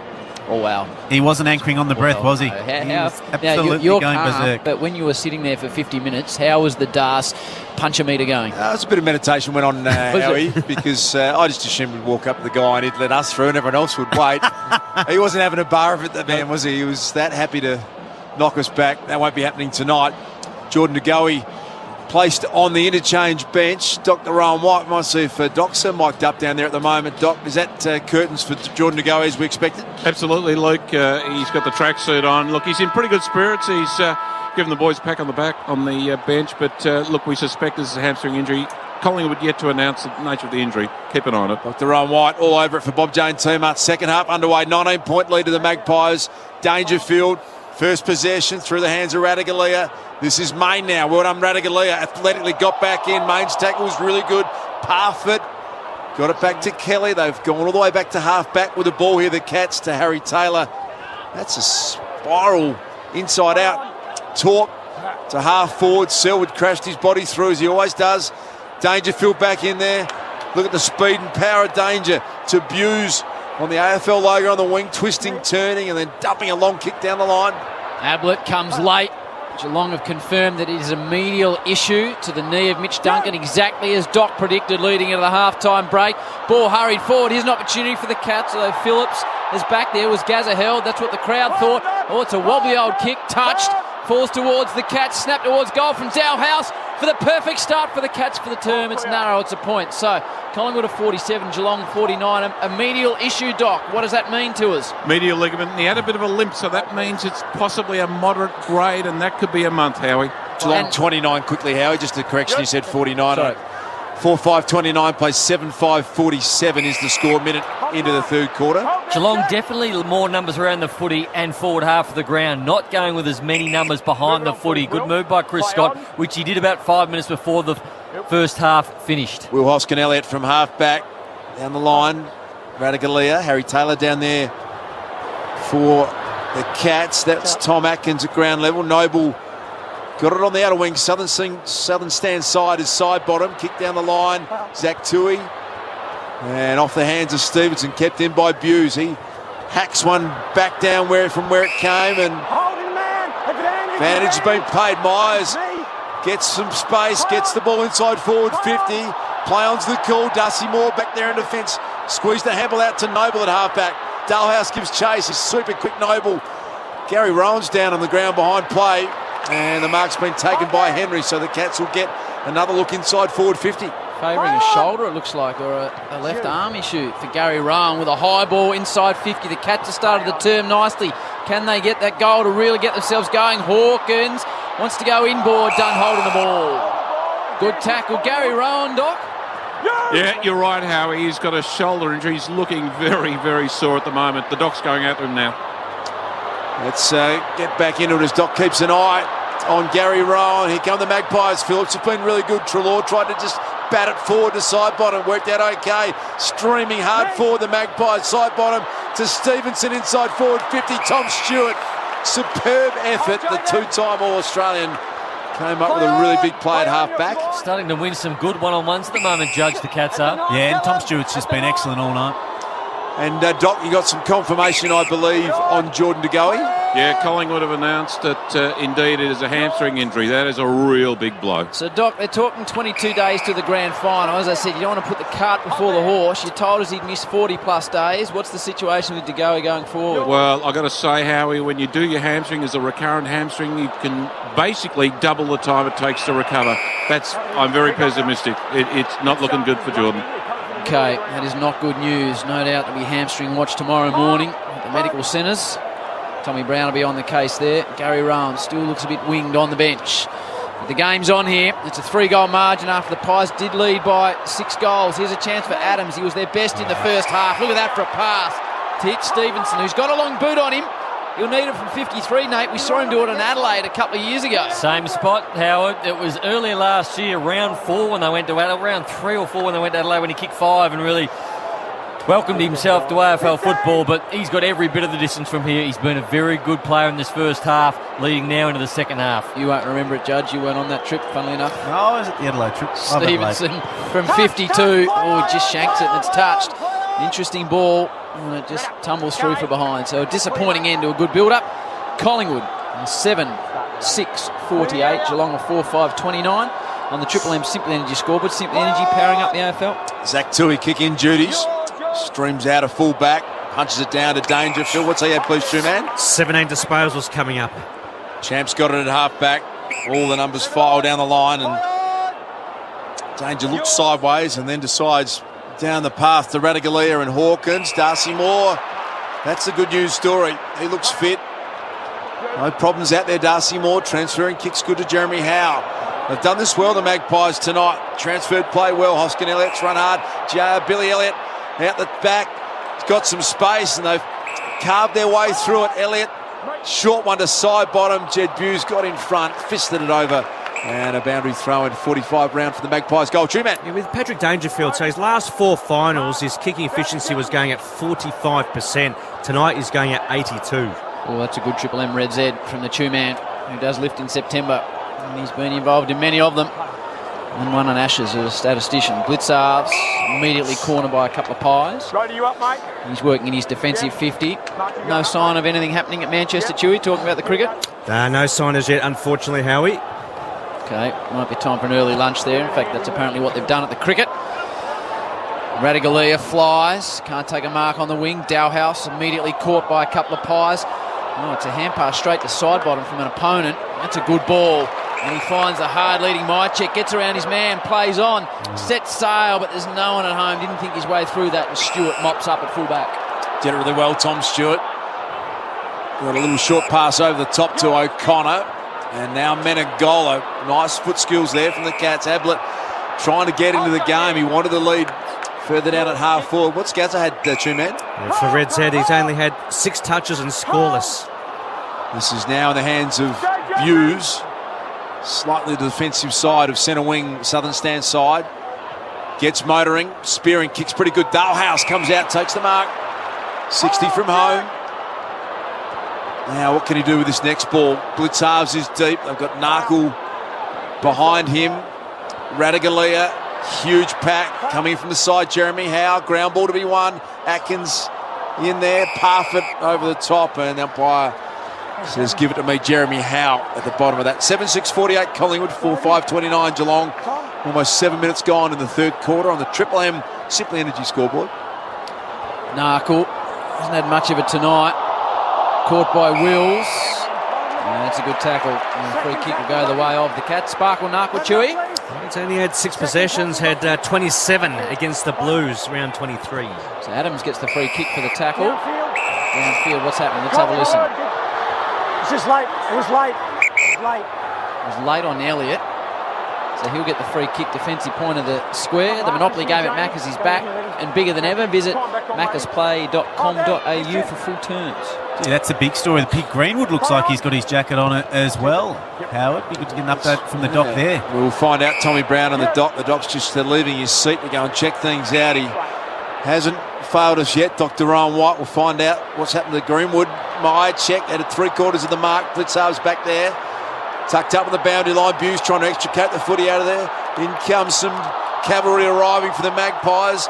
It was Stevenson climbing over the top and piling back in. The Magpies' pressure's been really good. That was Phillips. Eventually it goes over for a boundary thrown. Doc, what did you make of Levi Greenwood? Greenwood's got his tracksuit top on at the back of the bench and looks done for the night. Doc's just gone to observe. Okay, for Bob Jane teammates, we'll find out Levi Greenwood potentially gone as well. We'll get a full injury update again from Dr. Rowan White shortly, but a couple of big stories already out of this game. Pendlebury superb. Maynard's handball a little too forward of the intended target, and Brown spills out now to Treloar. Wills gets dispossessed. Phillips picked it up, tackled by a couple. Tim Kelly over the top. So let's get back down to Dr. Rowan White. Talk us through what's happened so far, Doc. Yeah. Levi Greenwood on the back row with the tracksuit on. He's obviously taking no further part in the game. Jordan De Goey right next to him again with a hamstring injury that's been confirmed. And Mitch Duncan with a medium-grade medial ligament out for the game. Quick snap towards goal from the Pies from deep. It's a little bit skinny. So it's through from one behind off the boot of Phillips. Collingwood at 49, Geelong at 29. And the Pig Greenwood saving his bacon on the bench, does. Nice, Howie. See what you did there, Howard. Pretty happy with that too, aren't you, Howie? Slip a little dad joke in there. Not sure it's required in a big final. You ought to get support. Dewey's kick down the line. Free kick's been picked out. Collingwood's way. Side bottom's got through. He'll kick this goal. The champ. Side bottom. Put your glasses down. Steele's got it. First goal of the second half goes the Magpies' way. And still side bottom kicks his first of the night. 8-7-55 Collingwood. 4-5-29 Geelong. Triple M Simply Energy scoreboard. Big thing in AFL football now, when you give away a free kick, everyone needs to really switch on, because when teams get advantage and it's paid, it's just that dangerous. And that's what Steele Sidebottom did there. Not a huge free kick, just Scotty Pendlebury got held onto, but the Geelong players switched off for a split second. Steele Sidebottom picked the ball up, was able to charge straight at the goals and kick a pretty easy goal from 40 metres out after Geelong had been able to apply a good amount of pressure leading up to that moment. Chris Judd and Nathan Brown, who does tend to wander off sometimes in the third quarter. Haven't heard from him yet. Triple M Seabus Super special comments. You talk about pressure there, Judge. The pressure rating 200 for Collingwood. They've been well over 200 and above most of the night. Geelong 172. They've turned up the Bunsen burners in this first 10 minutes. The Bunsen burners, Nate? The old Year 11 chemistry. Yes. Tim Kelly, who would have been one of those blokes that threatened to blow up the lab at some stage, I would have thought. Pendlebury dives on the ground. Dishes out the side. Hand pass over Parfitt towards the running side bottom. He's got a right foot slider. Is perfect. Elliott made a bit of a meal at the end. He's had a good night. Buse mops up at half back. Can he find a target? Parfitt, nice little one-hander. Took the mark really nicely. Right in front of Tommy Brown and the dock down there. They've been working overtime. The Bob Jane team arts. This is down the line. Radagalia! What a mark. Big pack mark. They need some inspiration, the Cats. Can Asava provide it? Pops it out to a dangerous position. 40 out from goal. Dangerfield from behind. Front and centre, Narkle to Atkins to Menengola. Snap for goal. Menengola gets the quick reply. And the Cats hang in there. 5-5-35. 8-7-55. 20-point game. Pies with the lead on the Simply Energy scoreboard. It was a pretty bad mistake by Elliott at half forward. They had some momentum there, the Pies, and just misread the footy. Dropped the mark, went back the other way, and he's very, very good at that Menengola. He doesn't miss many goals when he snaps them across his body, as we see Darcy Moore with the cameras on him. Triple M Bosch Tools replay coming to the bench. I'm sure he's just getting down for a rest, but I don't think I've seen him come off yet, Darcy Moore. Looks okay down there.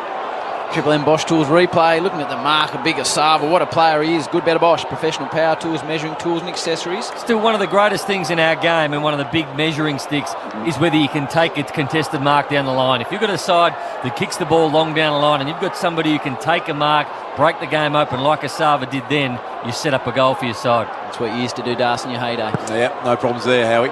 McDonald's, Triple M, Rocks footy. How'd you go in the contested noodles? Das was more you sit behind the footy team. Right, okay. Is that right? Who we got there on the Triple M Bosch Tools replay? That's the new boss of Channel 7. 7, James Warburton. Lewis Martin from Channel 7 Melbourne, Gillon McLaughlin, the AFL CEO, big heavyweights here. You had a chance to suck up to the new boss? I did today, actually, the new boss. You did. Didn't get a lot of one-on-one time, it's fair to say. There's a few others in the front of the queue. You and Duck and Brian and James were working away, were you? Yes, good to catch up with the new big man. House of Wellness, his main priority commercially this year. He did mention that. He did say that there was one show in the network that was jumping out above the others. Johnny, funny you say that. Who was putting their hand up the most for his attention? Hamish was circling. He's good at that, the hammer. Pendlebury gets the free kick, moves it wide to Main. He goes a step further to Phillips. How's he going on the Reds' edge, Chew? 18 touches, second most for Collingwood. And covers ground as well, Chew. High ball, landing in the pocket. Elliott makes good position. Yeah, juggled, I reckon you're right, Ump. And it's across the line, 20 around from the Pies goal. They lead it by 20. Just having a look at Darcy Moore, having a chat with the doctor. He's not pointing at his hamstring, is he, Doc, down there, Bob James style? No, they're looking at the inside of his left knee, so around that medial area. But look, he looks fine. The doctor didn't seem too upset. Okay, thanks, Dr. Rowan White. He just trailed off, hasn't he? Gives that man a pastry. I think we Like might the end of Judge Cuddy tonight, that was. maybe a little shot of adrenaline down there for Doc or some sort of upper. See if we can get him going. They hack the ball out to centre wing, southern stand side. It's a 20-point margin. So have a look at the Triple M Bosch Tools replay screen here.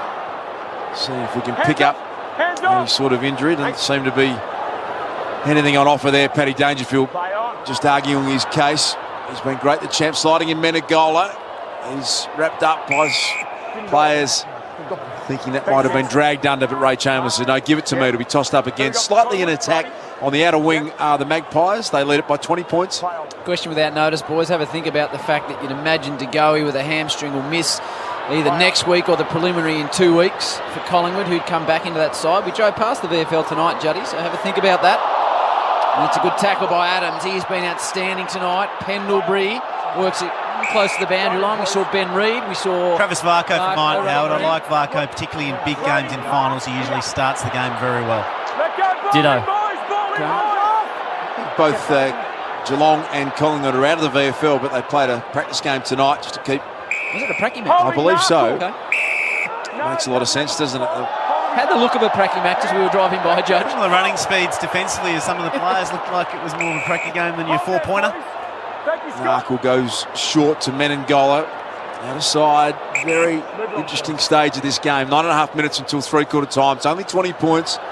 Fair to say the Pies have been the side that's looked the winner from very early on in this game. Radaglia can't keep it in boundary throwing, but that 20-point margin isn't a buffer that will make Pies fans comfortable just yet. So the next goal, this next 8 or 9 minutes, Howie, big in this contest. My word. Seeing a couple of people on the Triple M Bosch Tool replay or face painted up in their Cats gear. Must be a wonderful experience coming to the footy with your face painted like that, I reckon. O'Connor battling away with Elliott. O'Connor keeps his feet. Elliott doesn't. Well done to Mark O'Connor. Mops up now. Cross to Stewart from half-back. Looking pretty good by foot. Sends it high down the line. Gazza. Did he shove Maynard? Maynard's winning that battle tonight, I reckon, Brownie. He is. What's the possessions between Maynard and Little Gazza? Yeah, Little Gazza, 6 possessions and scoreless. Maynard, twice as many. He's had 12 touches for Red's Head. Okay. Chewy doing a fine job. Sees Collingwood leading by 20 points. Halfway through the third term. Game still in the balance, though. It got out to 36 points before the Pies gave up the last 3 goals of the first half. And Dangerfield was heavily involved in getting the Cats going again. Big tackle on the outer side. And Ray will have to separate the boys out of wing because they're just starting to get a bit tense and a bit pushy and a bit shovey out there. Just for our Red's Head, so Geelong this year, when they've won the contested possession count, they've won 16 out of 16. At the moment, they're +1 up. Blitzarves got over the top of Grundy on that occasion. There's a contested footy Speaking of that, two-man to be won again, and a lot of numbers pile in. Off the ball, free kick, Ablett's way. So Scotty Pendlebury's arguing the case, but I reckon it was a free kick against Maynard. And he's been in Ablett's face all night, Judd, man. Yeah, he has. Howard called it correctly. Maynard's winning that battle over the little master at this stage. Ablett got the long ball down the line. Myers picks it up. Tried a funny little dinky kick. Didn't quite connect with it. Now Callum Brown's a good player. Squeezed the handball to side bottom. Checked his kick. That was magical. Found Hoskin Elliott. Creative play. Here comes Brown. Brown's handball misses the target. Hoskin Elliott goes back and wins it. Noble full chested at it came Selwood. Might have collected a bit of Noble's boot in the process. You have to go slow here, the Pies. They've got two players behind the footy here. One's Henry, the other one's Stewart, and they just need to work their way through this. They bomb it long, the ball's going to come back with interest. That's your Triple M CBus Super special comments. CBus Super offering members insurance cover that protects building construction workers. Exactly what they do, Noodles. Well, they need to get the ball over the top of that defensive line. Can Pendlebury do that with a little slider inside 50? They can't because Henry's there. Doesn't take the mark on the second attempt. Elliott, dangerous by hand. Pies player ducks in possession. It was Adams who's been outstanding tonight. 40 out from Collingwood's goal. They're pushing, they're shoving, they're wrestling. And the umpire says, I'll just separate it. Thanks, lads. Hold on, Simon. Blood rule, Joel.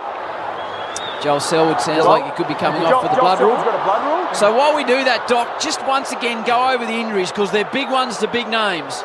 Yes, certainly Jordan De Goey and Levi Greenwood, they're sitting with each other on the back of the bench, both out for the rest of the game. We know De Goey has a hamstring, and we know that Levi had a hamstring issue 6 weeks ago. My concern is he's got a recurrent hamstring as well. Mitch Duncan with a medial ligament and out for the rest of the game. He will be a few weeks with that as well. 2 down on the bench, Doc. You've got statistics about that typically. I do. 2 down on the bench. All else being equal, it's very hard to win the game. Dr. Rowan White for Bob Jane too much. Tommy Brown alongside him, and Joel Selwood gets his regulation cut attended to. Side bottom on the edge of 50. Beautiful tackle. Henry got him. Half back. Big play for Jack Henry. They've lifted here, the Cats, Duke, their energy levels, they're tackling much better. Since 20-minute mark of the second quarter, ground balls are 27 Geelong, 13 to Collingwood. Here's Ablett out the back. Releases Kelly. Through half forward. One-on-one contest. Did pretty well, Chris. Blitzars cast in the roll of a rover. Back to Dalehouse. Tried it outside of the boot job. Didn't get it bending enough. And a minor score. 5-6-36. 8-7, 55.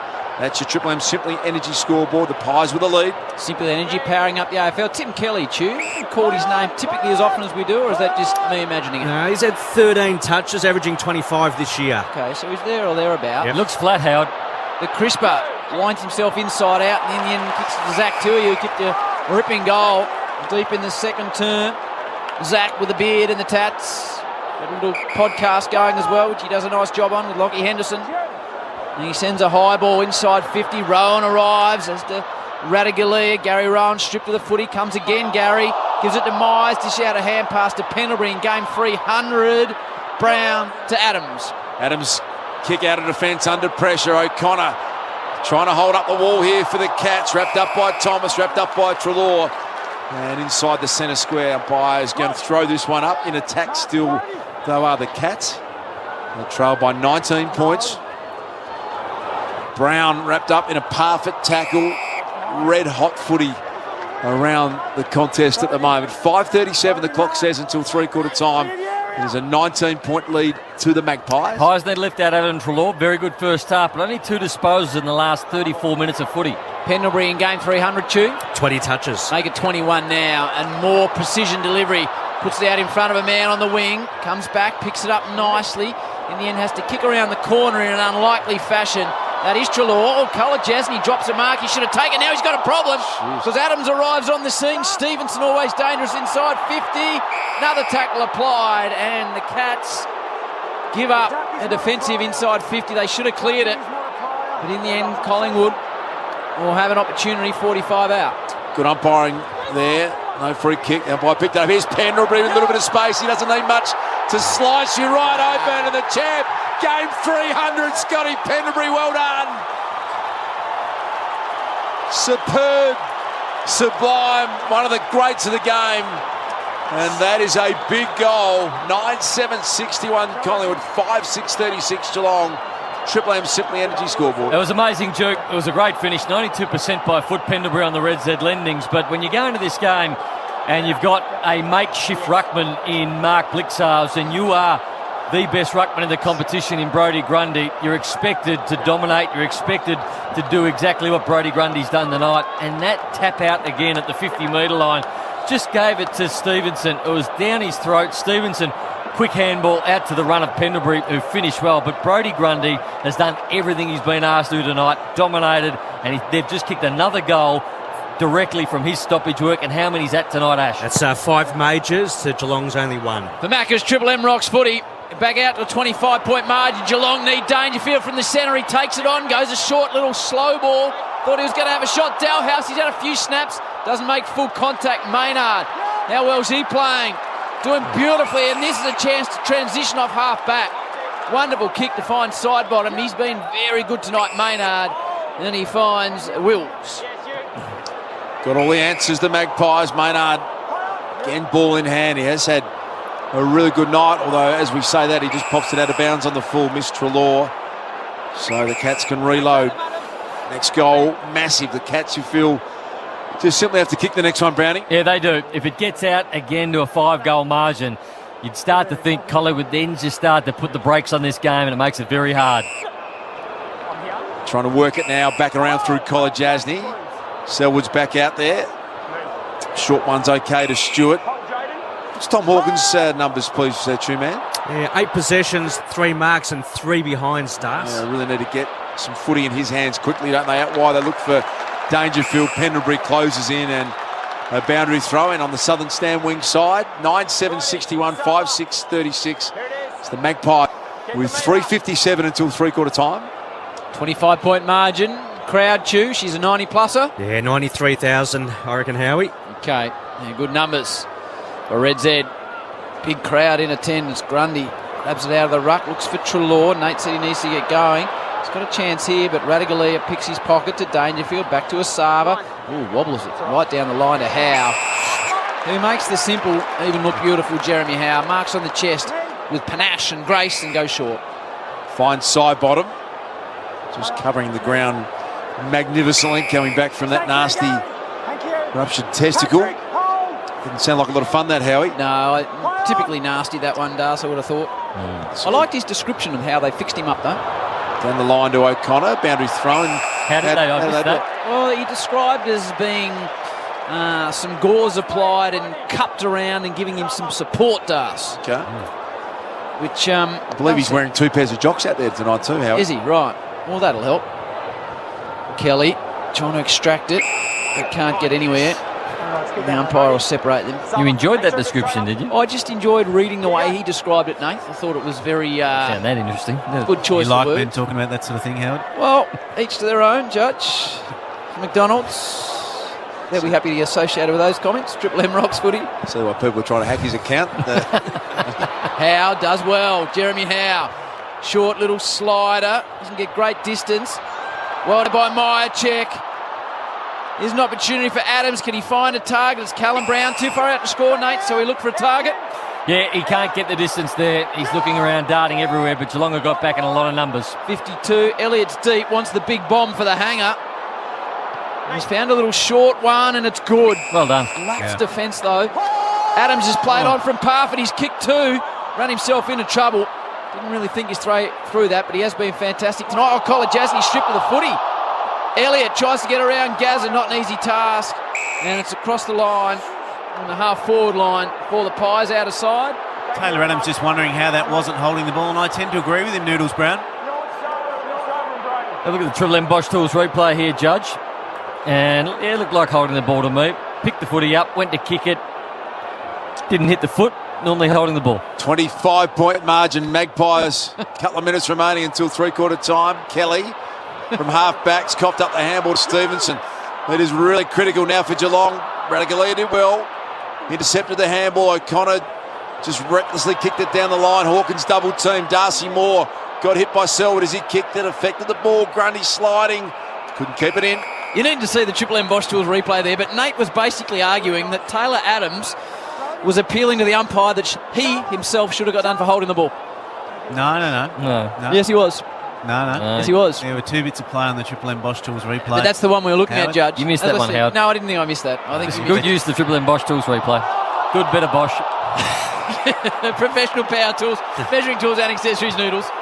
Ball not going anywhere on the outer wing. You don't seem like a power tool sort of guy, Howard. No, You would not understand. No, I'm not a power tools man. I've got nothing in that. But we don't own a power tool at my place. Grundy and Radagalia. Now Ablett. Well done. Still side bottom. Smothered off the boot of Ablett. Ricochet back to Ablett. Tried to pop the kick down the grind. Myers slides in. And on the southern stand wing side, boundary thrown, please, Two-Man. Yeah, Collingwood, they average 60 tackles for an entire game. They've already racked up 67, and we haven't even hit three-quarter time. They've had 70 more disposals than Geelong. What's your power tool of choice, Jamie Jury? Normally go with the angle grinder. Yeah. High free kick. And the Cats elected to take the advantage, but the umpire says, hang on. It's going against Dangerfield. It's going the way of the young man, Noble, in his first final. Chewy, how's he going? Yeah, 15 disposals. Howie has been averaging 19. Just looks comfortable, Judge, doesn't he, that man? He does. He's been bold with the ball. He's turned 1 or 2 over, but I think he's been brilliant all in all. Sends a little ball down the line. Holding! Harry Taylor! Harry Taylor will get a free kick in that contest. So we've got a minute 15 to go. It's a 25-point margin. Geez, Geelong would love to snag a late one without stating the extremely obvious.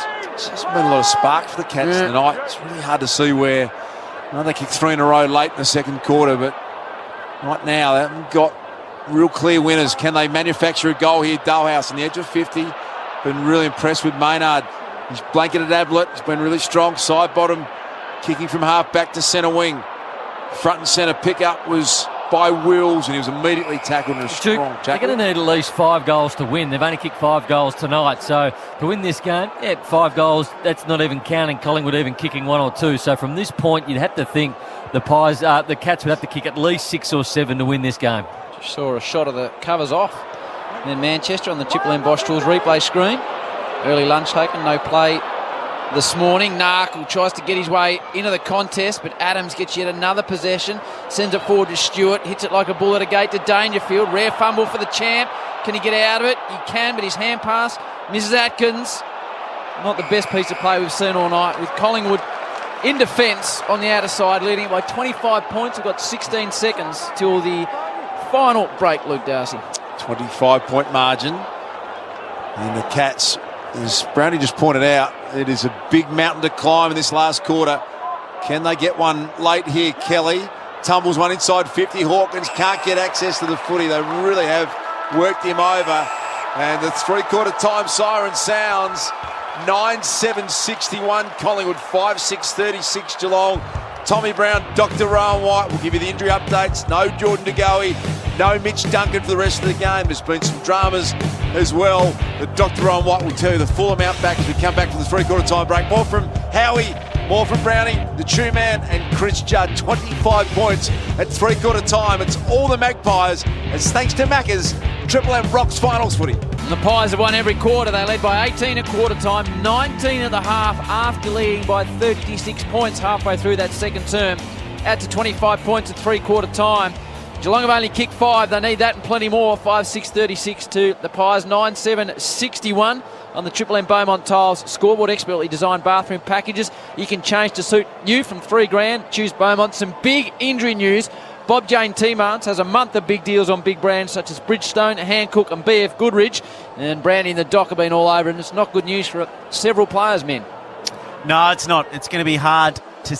That was the Bob Jane boys with injuries. Thanks, Judd. Sorry, Herb. No, that's all right. You down there, Brownie? Yeah, we're down here. Sorry, don't look like Juddy, but I wouldn't mind his couple medals. But in terms of Collingwood, Jordan De Goey and Levi Greenwood just consoling with each other. They're keeping their spirits up. Scott Pendlebury's been sort of consoling them. You guys could relate to that, Das and Brownie and Juddy, sort of looking on to a final and knowing that you might be out for 2, 3, 4, 5 weeks. It'll be a difficult situation. But Joel Selwood's the latest one, Doc, for Geelong. He's back out in the huddle, but he went down with the doctor at one stage. Yeah, most of the half-time break he was down with the doc. I think he's had a bad laceration just above his right eye. He's got a nasty cut there, and I think that was attended to because I think it was interfering with his vision. Of course, for Geelong, Mitch Duncan also out with that medial ligament injury that's been confirmed by the club. So bad news for both clubs at this point in time. 2 players down for Collingwood, 1 player down for Geelong. Alrighty, Triple M Bus Super Special comments. Now you can fire away, Judge. Well, I think now for Chris Scott and his men, you're better off losing by 8 or 9 goals and giving yourself a chance to win than not giving yourself the opportunity. So they need to just play on at all costs. They even need to leave the contest early at some time in the middle of the ground, see if they can get a loose number in front of the ball, a la what Richmond do and what Hawthorn were doing later towards the end of the season. But they need to be bold if they're going to give themselves any chance, because as Noodles Brown called, they've only kicked 5 goals from the game. They're probably going to have to kick at least 7 if they're going to win this game. The Monopoly game at Macca's is back and bigger than ever. Visit maccasplay.com.au for full terms. Here's the guru on a Friday night, the skipper of the team, Luke Darcy. 25-point margin it is. The Magpies commanding lead. Can the Cats mount a challenge here? We're underway. Perfect bounce. Ratugolea over the top. Followed up his work pretty nicely. Dalhouse has tried hard, but he's wrapped up. And they advance it to centre forward. There is Ray Chamberlain. You can hear him mic'd up exclusively with Triple M, enjoying his work out there. Adams' kick gets back to the centre. Tom Stewart flicks a handball in the Tui direction. Runs over the AFL logo, members wing side, pops it down the line. Oh, good mark. Darcy Moore, who's got through without issue tonight. Good mark at half-back. Geez, he'd love a couple of weeks off going into a prelim after what he's done. Yeah. Incited him a lot, Darcy, but what he's done really nicely, hasn't he? Yep. Mark dropped by Stewart on the wing. Treloar, quick hand pass. Dished off towards Phillips, sends a high ball forward. Stevenson's outnumbered, outsized and outgunned in that one. Gee, that's a hurried old kick from O'Connor, just high up the chimney job. Myers at ground level. High contact, Collingwood. And it's going the way of the number 24, Joshy Thomas, centre wing. Not a lot of margin for error here in this last quarter for the Cats. As I said, the margin is 25 points. Just have to get everything right. Can they find a spark? Instead, it's Thomas who sends the Cats to half forward. Pendlebury wrapped up by Dangerfield. Did he have possession of the ball? Umpire is going to throw this one up. Geelong don't want to. Collingwood don't want to get in the situation where they feel like they've got to save the game from here, Duke. But at the same time, they don't need to take unnecessary risk. Grundy sends a ball forward. That's a good mark taken by Stewart, who's been one of Geelong's best players tonight. How many intercepts has he taken, Chewy? Intercept marks, Tom Stewart has taken 6 along with his 20 touches. Pretty sharp numbers, aren't they? And he spreads it wide to space for the Cats. O'Connor has it. Just feel, Brandon, they've got to get bold with their ball movement. The Cats don't know in this last quarter. Got to take some chances, Duke. Got to get the ball into the middle of the ground in dangerous positions, because the Pies set up so well defensively, and their pressure rating at the moment is huge. Menengola got a good front and centre now. Some overlap run from Kelly. Runs to half forward. Left foot kick inside forward. 50 Ratugolea. Grundy playing in the ruck at the moment. Ratugolea getting back. Ablett's found the going tough tonight. Picked up. Snap round the body from Parfitt. He had Joel Selwood in the middle out on his own, and Joel Selwood puts the arms out and says, Brandon, what about me? As he kicked it out of bounds on the full. So the Pies from defence just trying to take a bit of time out of the game here. They lead it by 25 points. Figure they get the next. He's almost done for the Cats. So the loser of this game, Chew, plays? The loser of this game will play the West Coast Eagles at the MCG. And we think that'll be Friday night, Chewy? Yep. And the winner goes through to a preliminary final. And who do they meet on the other side, Chewy? We'll give you a minute to figure that out. The potential possibilities there for the winner of this game. Thomas takes on a tackler. Clever little hand pass to Callum Brown, who's had a nice season. He's not getting out of Selwood's tackle. Duke, to do what you were talking about and take the game on out there, they're going to have to change the way they've been playing and play on more. So far tonight, the Pies have played on 1 of every 4. The Cats have gone 1 of every 10. Oh, good stat, Noodles. That is one of the stats of the year, Nate Brown. The big final. Like smug sort of noise he made afterwards too, wasn't it? A bit disconcerting, to be honest. How do those finals back up, Chewy? Yeah, so the winner of tonight's prelim, they will play either GWS Bulldogs or Brisbane Richmond, that group. I'll come back to the loser in a moment. Okay. Play to resume apparently in Manchester in half an hour's time. Ablett by hand to Myers. Can they get something here, the Cats? Atkins, Menengola hits 50, only just the distance. Umpire says it's not, whether it bounced or it wasn't. Either way, it's play on. Dowhouse to Kelly, wants to snap towards goal, and he's right. It's going to bounce. Moore's there, safe in defence. He's Brilliant. been good, Darcy Moore. He's been really good. In fact, as Noodle said, that was brilliant. Sorry, Chew, go on. Yeah, so the loser, assuming they defeat the West Coast Eagles in the semi-final next week, but it's tough in the prelim the following week because it'll either be against Brisbane up at the Gabba or Richmond at the MCG. Wow. Cats can't beat West Coast playing like this. This is Jamie Elliott now along the wing. Will Hoskin. Elliott finds a little bit of space and massages a nice ball to Thomas. Just found their forward movement looks so much more dangerous. Collingwood short one to Pendlebury. Game's 300, two-man. Yeah, 23 touches, 92% by foot, Das. The champ's been at his all-time best tonight. Look at that kick to Stevenson. It was like a laser. There was no margin at all for error, and he picked the gap brilliantly. And all you blokes took Buckley, eh? Look at you now. Scotty Pendlebury, genius it was. From up here, Duke, it looks like there's a lot of space, doesn't it? When you've got a bird's eye view and you can see everything from up above, but when you're down on the ground, to be able to find the holes inside the forward 50 that he does, it's one of the reasons why he's a marvel. This man missed the last 10 games due to a gambling controversy. Won the Rising Star last year. Jaden Stevenson, welcome back to the big time. This will be a massive moment in the game. Didn't get the distance in the end. Really shinned it. Now the defence of the Cats, Menengola, they're having to work hard. Myers under pressure. That kick was going to be out. Found Tom Atkins. Did well in the end there, Myers. Atkins, centre half back. His team trail by 25 points. No goals this term. What's Gary Rowan up to? Is he holding a hamstring as well, Bob Jane? Yeah, Gary Rowan was holding his right hamstring. Roy, what did you make of that? Yeah, his knee's heavily strapped, but he was pointing to the lower hamstring, straight down the rooms with the doc and the physio. So, due to the fact he's holding his hamstring, Doc thinks he might have an issue with the hamstring. Nicely figured out by the boys down there. Now, Dalhouse dodges, weaves, gives it to Narkle, centre wing.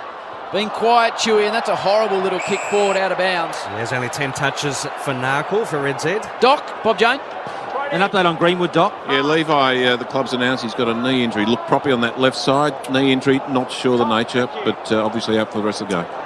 Okay, so 25-point lead of the Magpies. Jordan Ngoe, we are very fearful that he may not take any further part in the year with a hamstring. It's going to be a tough road back, and the injury to Greenwood. Here come the Cats. O'Connor to the goal square. Can they get a mark? Darcy Moore, 2-on-1, outmark Radaglia.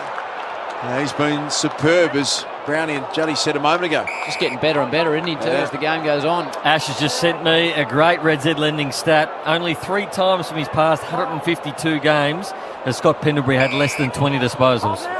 Wow. Who's doing the votes tonight? I've got votes tonight, Howard. Is he in the mix at the moment? I don't reveal that at this stage of the game.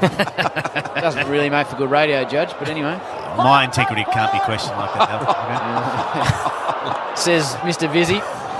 And as the ball's floating across half back for the Pies. My integrity can't be questioned. Talk to Duke if you want early releases or crappy votes and important awards. Come to me. 25-point margin in favour of the Magpies. Picked up by Phillips at half-back. And that kick has been marked by Jack Henry on centre wing. They've just got to get going here, the Cats. Got to get a goal. Can they find something? Another long kick down the line. Big pack. Hard one to mark. Darcy Moore is putting on a clinic at the moment. How easy did he do that? About 4 intercept marks this quarter, hasn't he? Yeah, he has. 6 for the game, Juddy. What game times he played, Chew?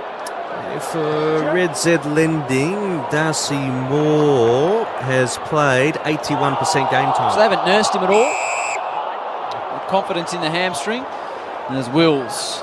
He's wrapped up on the defensive flank. His team lead it by 25 points. Righto, Nate, what can they do? They've got 13 minutes to kick the next 5 goals of this match. Well, they've just got to take chances now, Howard, because they're out of this game. Collingwood are going to close it down. But look, like Judge said at three-quarter time, they may as well lose by 8 goals, but have a real crack at trying to get there, because if they do take a little bit off through the middle and maybe create a couple of goals, you watch this place erupt. That's it. Gary Rowan, Doc, Bob Jane. Gary Rowan back on the bench, Howie, and still in discussion with the doc, so we'll just keep a close eye on it. It's always one of Melbourne's best. Obviously a funny hamstring that Gary Rowan's dealing with at the moment down there. Monaco pushed off the footy. Geelong had it in their attacking half for much of the quarter, but there has not been a score as yet. There's players diving it everywhere. To Phillips to just send the ball forward in a hurry. Big contest right in front of Doc. Treloar says, get me onto the ground. Harry Taylor says, get me off the ground. And that's exactly what happened. So it's Geelong 5-6-36, Collingwood 9-7-61. Not a score this term, and we've already taken 9.5 minutes out of it. Grundy in front with his massive frame.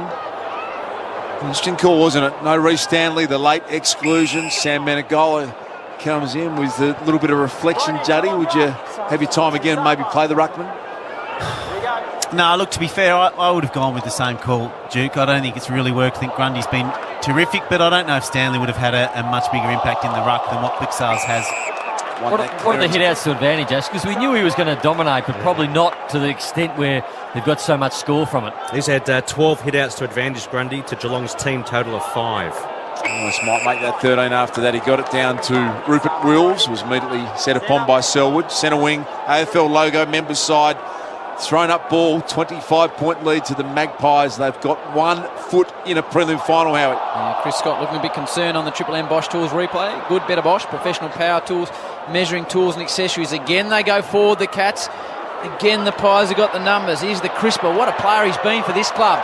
Gets it off towards Thomas. Marks on the wing. The hard-running Phillips wants the 1-2. Thomas says, no, steady on. I've got it on the wing and I'm happy to take time out of the game. So it looks short now, does Thomas, to Treloar. Started the game with a flurry of possessions. Choose. He dried up a bit since half-time. He has. He had 17 in the first half, only 6 in the second. This is 24 coming up. In the Myercheck direction. Third man up was Kolajasny. Narkle ran into a strong tackle. Wills is a hard unit. He smashes into the contest. Kelly popped a little handball over the top. Noble edged off the ball. Back came Kelly. Back came Noble. Won the ball to Treloar. Ricocheted to Radagalia. He got it out. And it's kicked down the line. That was by Jed Buse. Main fights hard back there. Noble's worked really, really hard to get back and win the footy. Worked the little 1-2. The little man. And what a great story. Johnny Noble, 4th game in a big final, playing his role very nicely. Side bottom. Little sneaky ball to the outer side. Keeps his spot, I reckon, Noble, Duke. Yep, hard to fault his performance. What a story. Mid-season pickup, playing in West Adelaide. Got some serious pace, and he's going to play the next game. Don't worry about that, John Noble. Will's another one, Duke. Only had the 12 disposals, but he's had 12 tackles and he's been super hard all night. Impressed also. So you feel if Degoe's out that Varco comes into the side. Hopefully Greenwood's able to get up as the ball's punched in 50 for the Cats. Howe with a big fist away. Spills to Buse, an unlikely goal kicker on the left. And that's exactly what happens. In the end, he sneaks it through for a behind. So Collingwood are 61, Geelong are 36. Mitch Duncan with that medial, Nate. And Juddy, when you get a moment to think about who could come in if Mitch is not able to get up potentially next weekend. Pendlebury slides his kick down the line to Elliott. Started with a couple of goals in the first quarter. Jamie Elliott now. Will Hoskin Elliott have combined a bit tonight. Centering ball is okay to Crisp. As Two-Man pointed out before, the only current AFL player with a 100-plus consecutive game streak going at the moment, Jack Crisp, is in the 120s. Down line, Myercheck. Smash from the side. Kolajasny play on. Good call from the umpire. Myercheck a bit slow to get up. Bouncing around in defence. Narkle's handball. Put it out to Dalehouse. Wrapped up by Phillips. Good tackle from Phillips. Trapping the ball inside. Forward 50 for the Magpies. Still no score in the last quarter. We've played 13 minutes and the Magpies still lead it by 25 points. Stanley for me against West Coast. I'd bring in Howie, obviously with Nat Newey, Hickey and the tall forwards they've got. They'll need Blixars back in defence. And that's your Triple M Seabus Super special comments from Juddy and Noodles. Seabus Super offering members insurance cover that protects building construction workers. Still no score in the major goal sense. Only one behind for Geelong for the term. And the ball's stymied in the middle of the MCG. And the Pies have taken 13-40 out of the quarter. And they still trail it by 4 straight goals. Chewy. And Howie, they've laid 85 tackles, which is a season high.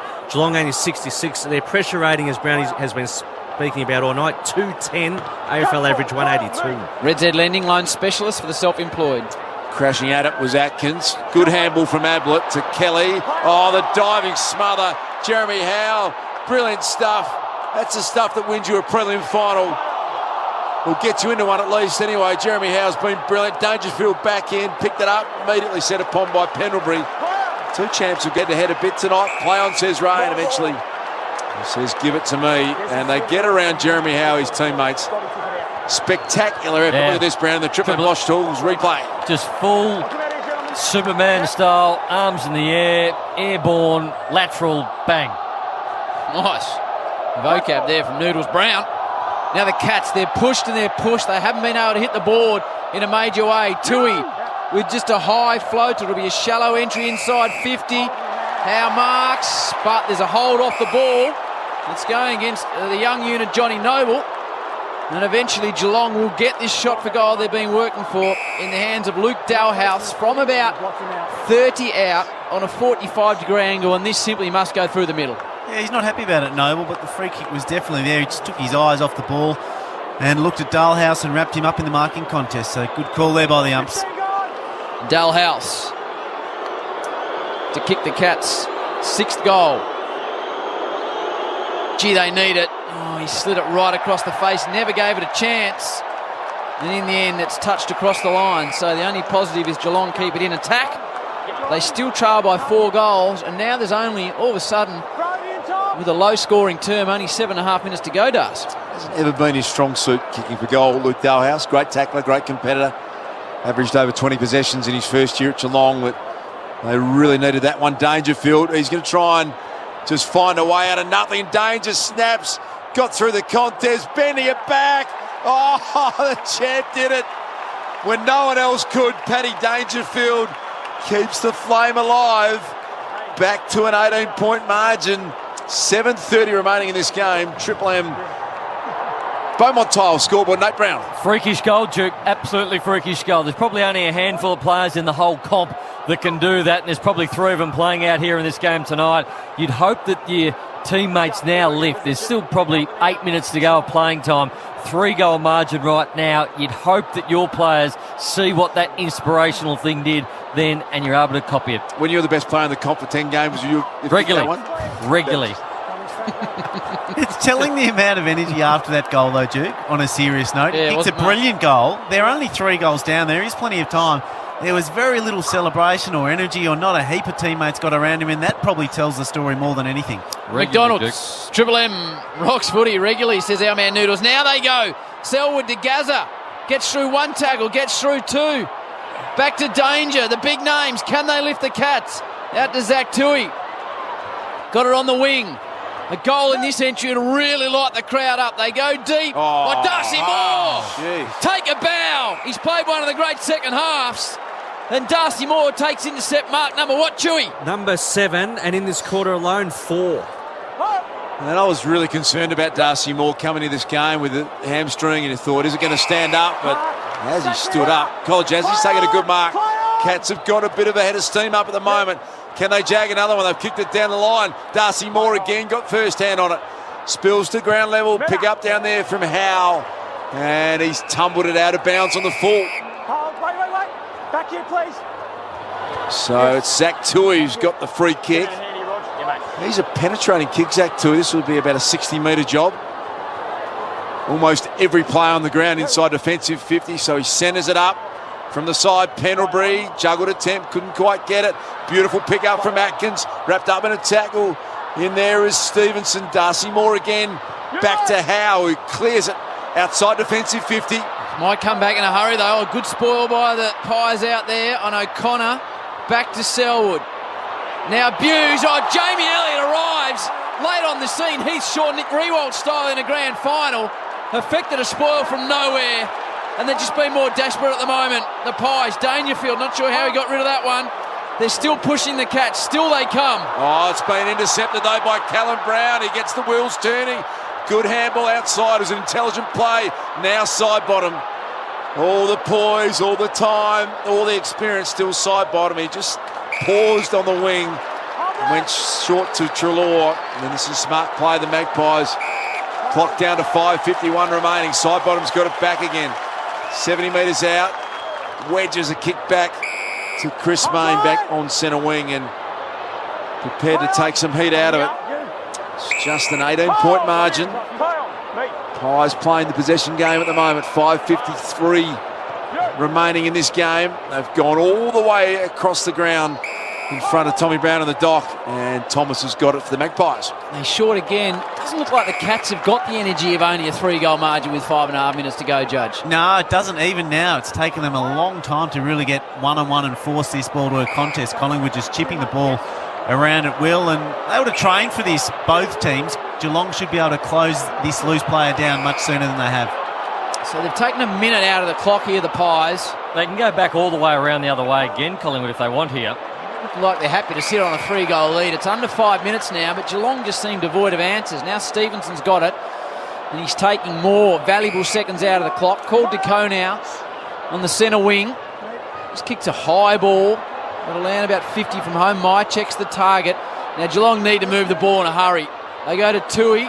Now Stewart. He goes short to the big Hawk, who's way back at full-back at the moment. What's he had? 2 men on the night, please? It's only marked number 4 along with 8 possessions and 3 behinds. Might have thrown him into the ruck here, Tom Hawkins, alongside Grundy. Kick through the centre corridor. Selwood couldn't complete the mark. Maynard's played his role really well for the side, out wide. This is Phillips. Centering kick, Dangerfield supreme. Intercepted it from Treloar. He looks through the corridor, then decides the standing Torp's the way to go, and he's hit Blitzarv's lace out. Grime Myers out the back. Handball from Blitzarv's to Ablett. Ablett pops it down the line. Myers with a one-on-one contest. Myers couldn't quite jag it in. Parford picked it up. Can he spin around and get a goal? Going to take something special. Centering kick to the goal square. Ratugolea. Bouncing ball at ground level. Picked up.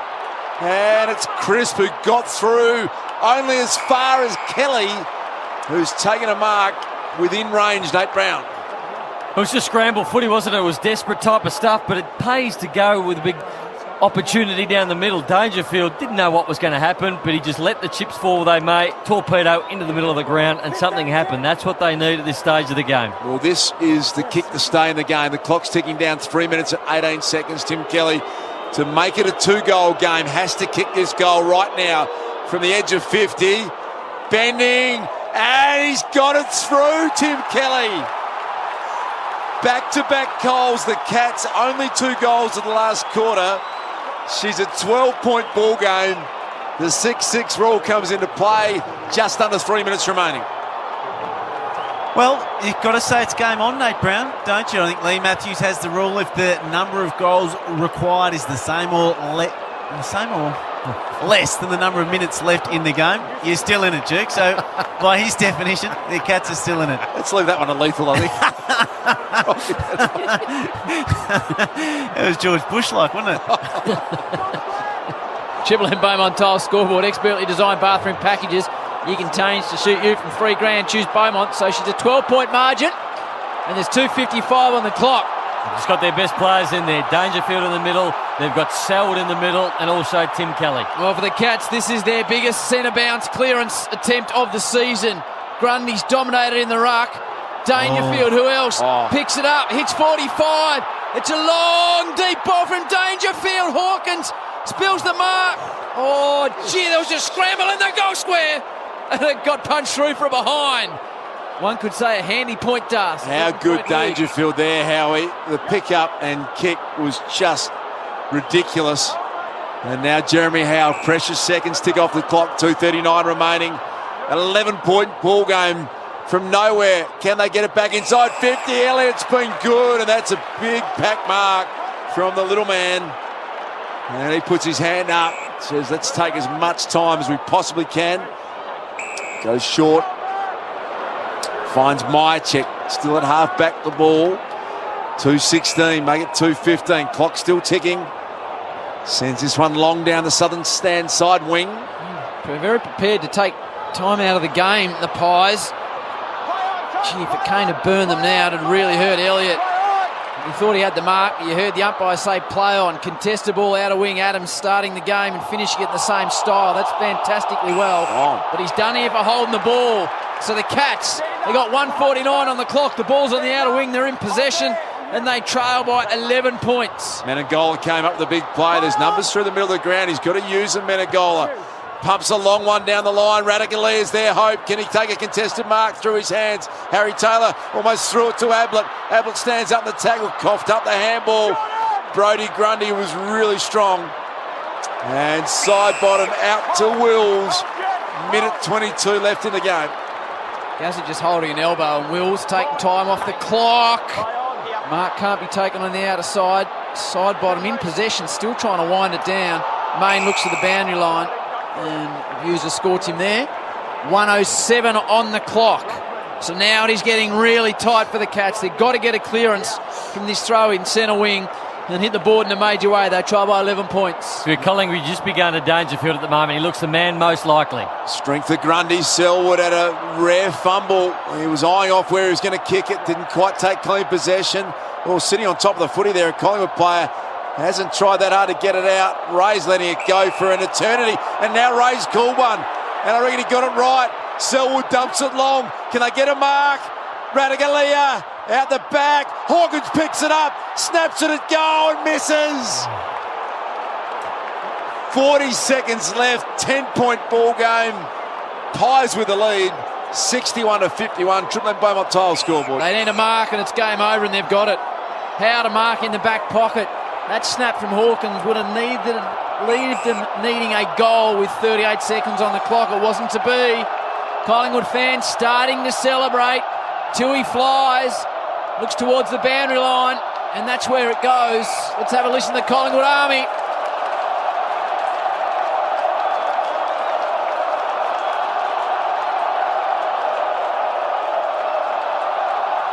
$93,436 in the house. And have a listen to the celebration. The Magpies are going to go through. Remarkable win. They've been extraordinary. Dangerfield still fighting hard. Coming 3 men in goal are picked up by Atkins. Kick towards the goal square. There's the siren. A famous Collingwood victory. They win and go straight through to the prelim final. Scotty Pendlebury's 300th game. And they have come up with a massive win. 9-7-61, 7-9-51. It's the Magpies by 10 points in front of 93,000 at the MCG.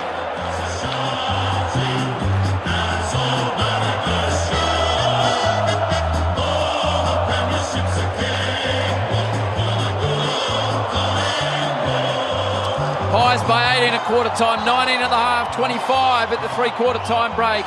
In the end, Collingwood 9-7-61, Geelong 7-9-51. Collingwood win the most one-sided 10-point game I think I've ever seen. They hold on the Pies, they get a week off, whereas Geelong will take on the West Coast Eagles most likely next Friday night at the MCG here. But the Pies, they get a week off. Injury concerns though. DeGoey with a hamstring, didn't see him in the second half. Greenwood with a potential leg issue, didn't see much of him in the second half. And Mitch Duncan will be the injury concern for the Cats with a medial on the knee. Didn't see much of him in the second half either. Joel Selwood cut up. Blood coming everywhere as you expect from the champ, as we see Mitch Duncan limping already in a knee brace on the Triple M Bosch Tool replay screen. Scotty Pendlebury outstanding in game 300, and here's Jaden Stevenson back after 10 weeks with Daisy Pearce, courtesy of 7. A lot, and I think because I played every game, so I took it a bit for granted, but it's absolutely amazing, especially with all the great fans here today. You have missed a bit of footy. Did it take you some time to settle, or can you remember a moment where you felt normal again? I think I was a little bit scratchy, but just happy to get through and try and play my role for the team, and we've won by 10 points, so I certainly can't complain. A lot of talk about how you were going to gel with you coming back into the side, Jordan having missed a lot of footy. Did you guys mention that in the build-up to this game? It didn't seem to have much problem. No, not at all. I think Bucks has built a real selfless team, and Bucks is always harping on about selflessness, so whether it's Billy or Geordie or I, it doesn't really matter. We're all happy to give each other a turn, and if we win, it's all worth it. You're back into a prelim.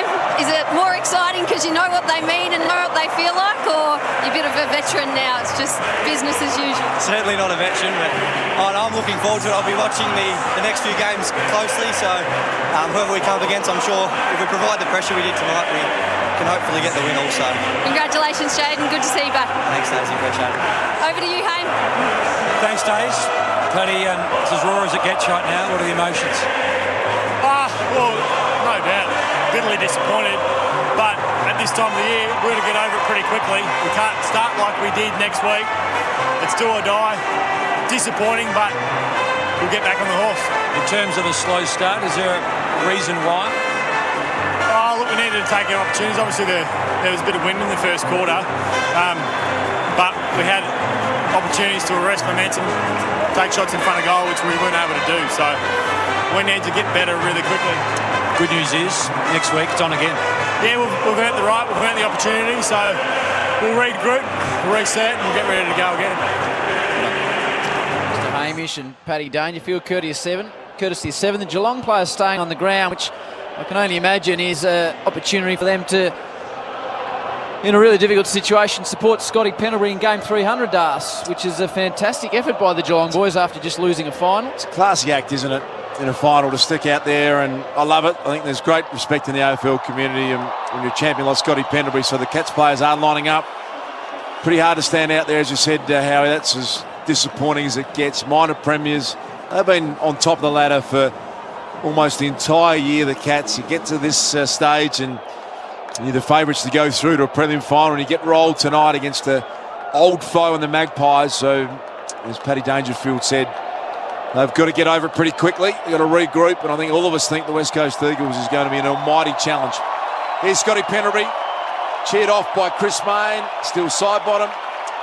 Always good to see, isn't it, Juddy? It is. It was an awkward setup where Collingwood had balls they were going to give out to the fans on the edge of the ground while the Cats players were waiting to line up. So I'm glad Collingwood players realised what was happening, made the dual line, and very special moment that for Scotty Pendlebury. Might have even been Jaden Stevenson that explained to Scotty what was going on. Was it? Yeah. We better do this. What are his numbers? Red Z, he was fantastic in game 300, Dewey. Yeah, 24 disposals, one major, and went at 93% by foot from his 14 kicks. 93% in a qualifying final, Noodles. Yeah, good numbers. Pretty good. And look, I think the score flattered the Cats in the end, a 10-point margin. It felt like a 5 or 6 goal win to the Pies. Full credit to Geelong. They kept coming towards the end of the game, but certainly Collingwood clearly the better side on the night. Geelong set up to save the game, I thought, early in the game. They didn't want to let it get away. I thought they didn't attack the game that they needed to, and they found themselves in a little bit of a hole early, and they couldn't bridge that gap from being 5 goals down very early in the piece because of the way they set up. Thank you, Nath. Nice to have Dr. Rowan White join us in the box to warm up a bit. Hello, Doc. Hello, Howie. Wonderful to see you. You look fantastic. You've been amazing again tonight. Listen, though, in all seriousness, some serious injury concerns affecting both teams, and they're the relatively big-name players, Doc. Yeah, we'll start with Collingwood, of course. Jordan De Goey, with what has been announced by the club, he's got a hamstring injury now. The significance of this is that if it's a recurrent hamstring of what he's had, which was a hamstring tendon injury, look, that's the finals campaign over. It would be very, very unlikely to come up with that sort of injury. If it's a little bit of a tweak of another part of the hamstring, there is a chance. So we'll await the scan results. So say that is the case, Doc. Say he's missed, 40-odd days. He plays a game, gets through half a game tonight. If it's a slight disruption of the hamstring or whatever the medical term would be, what type of position are the doctors and the medical staff in with 22 days as Stu told us till the grand final? Yeah, you're right, Howie. He did it in round 19, that hamstring tendon injury. I've got to say, if it's done that again, he's out, no doubt. If it's hamstring soreness, a very minor strain, there is a chance he could be back in under 3 weeks, a chance. So we've got to wait for the scan results. I say at this point in time, I'm pretty pessimistic, Howie. Okay, other injury concerns? Levi Greenwood, of course, he came off at half-time. He didn't continue with the rest of the game with what the club's announced is a knee issue. Now, we're not sure what that is.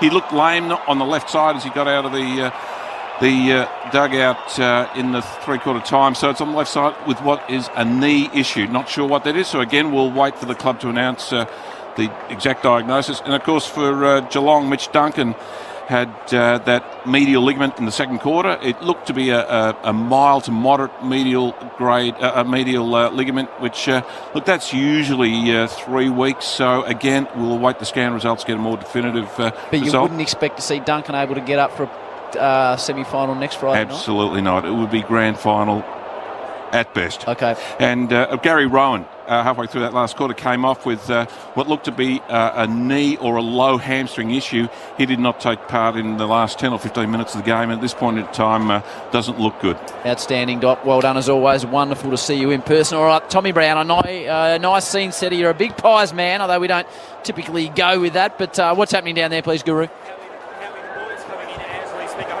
All the Collingwood officials up the back of the room, including Bucks and his son.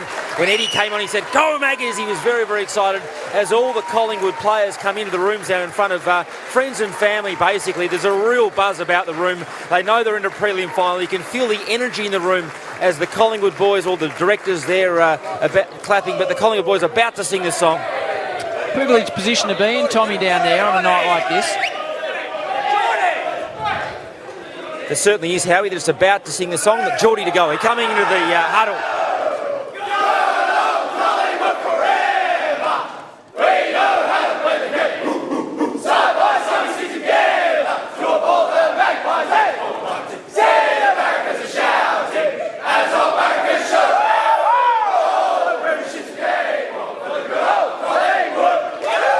Well done to the Pies. 9-7-61 to Geelong 7-9-51, a 10-point win, but in all essence, as Nate said, it was more like as you were watching a 5 or 6 goal margin. The Monopoly game at Macca's is back and bigger than ever. Visit maccasplay.com.au for full terms. We'll get to the Pies in a moment. Juddy, yes, they have dominated the home and away season frequently over the last 5 or 6 years, the Cats. Why aren't they able to play of a similar level come finals time as a rule?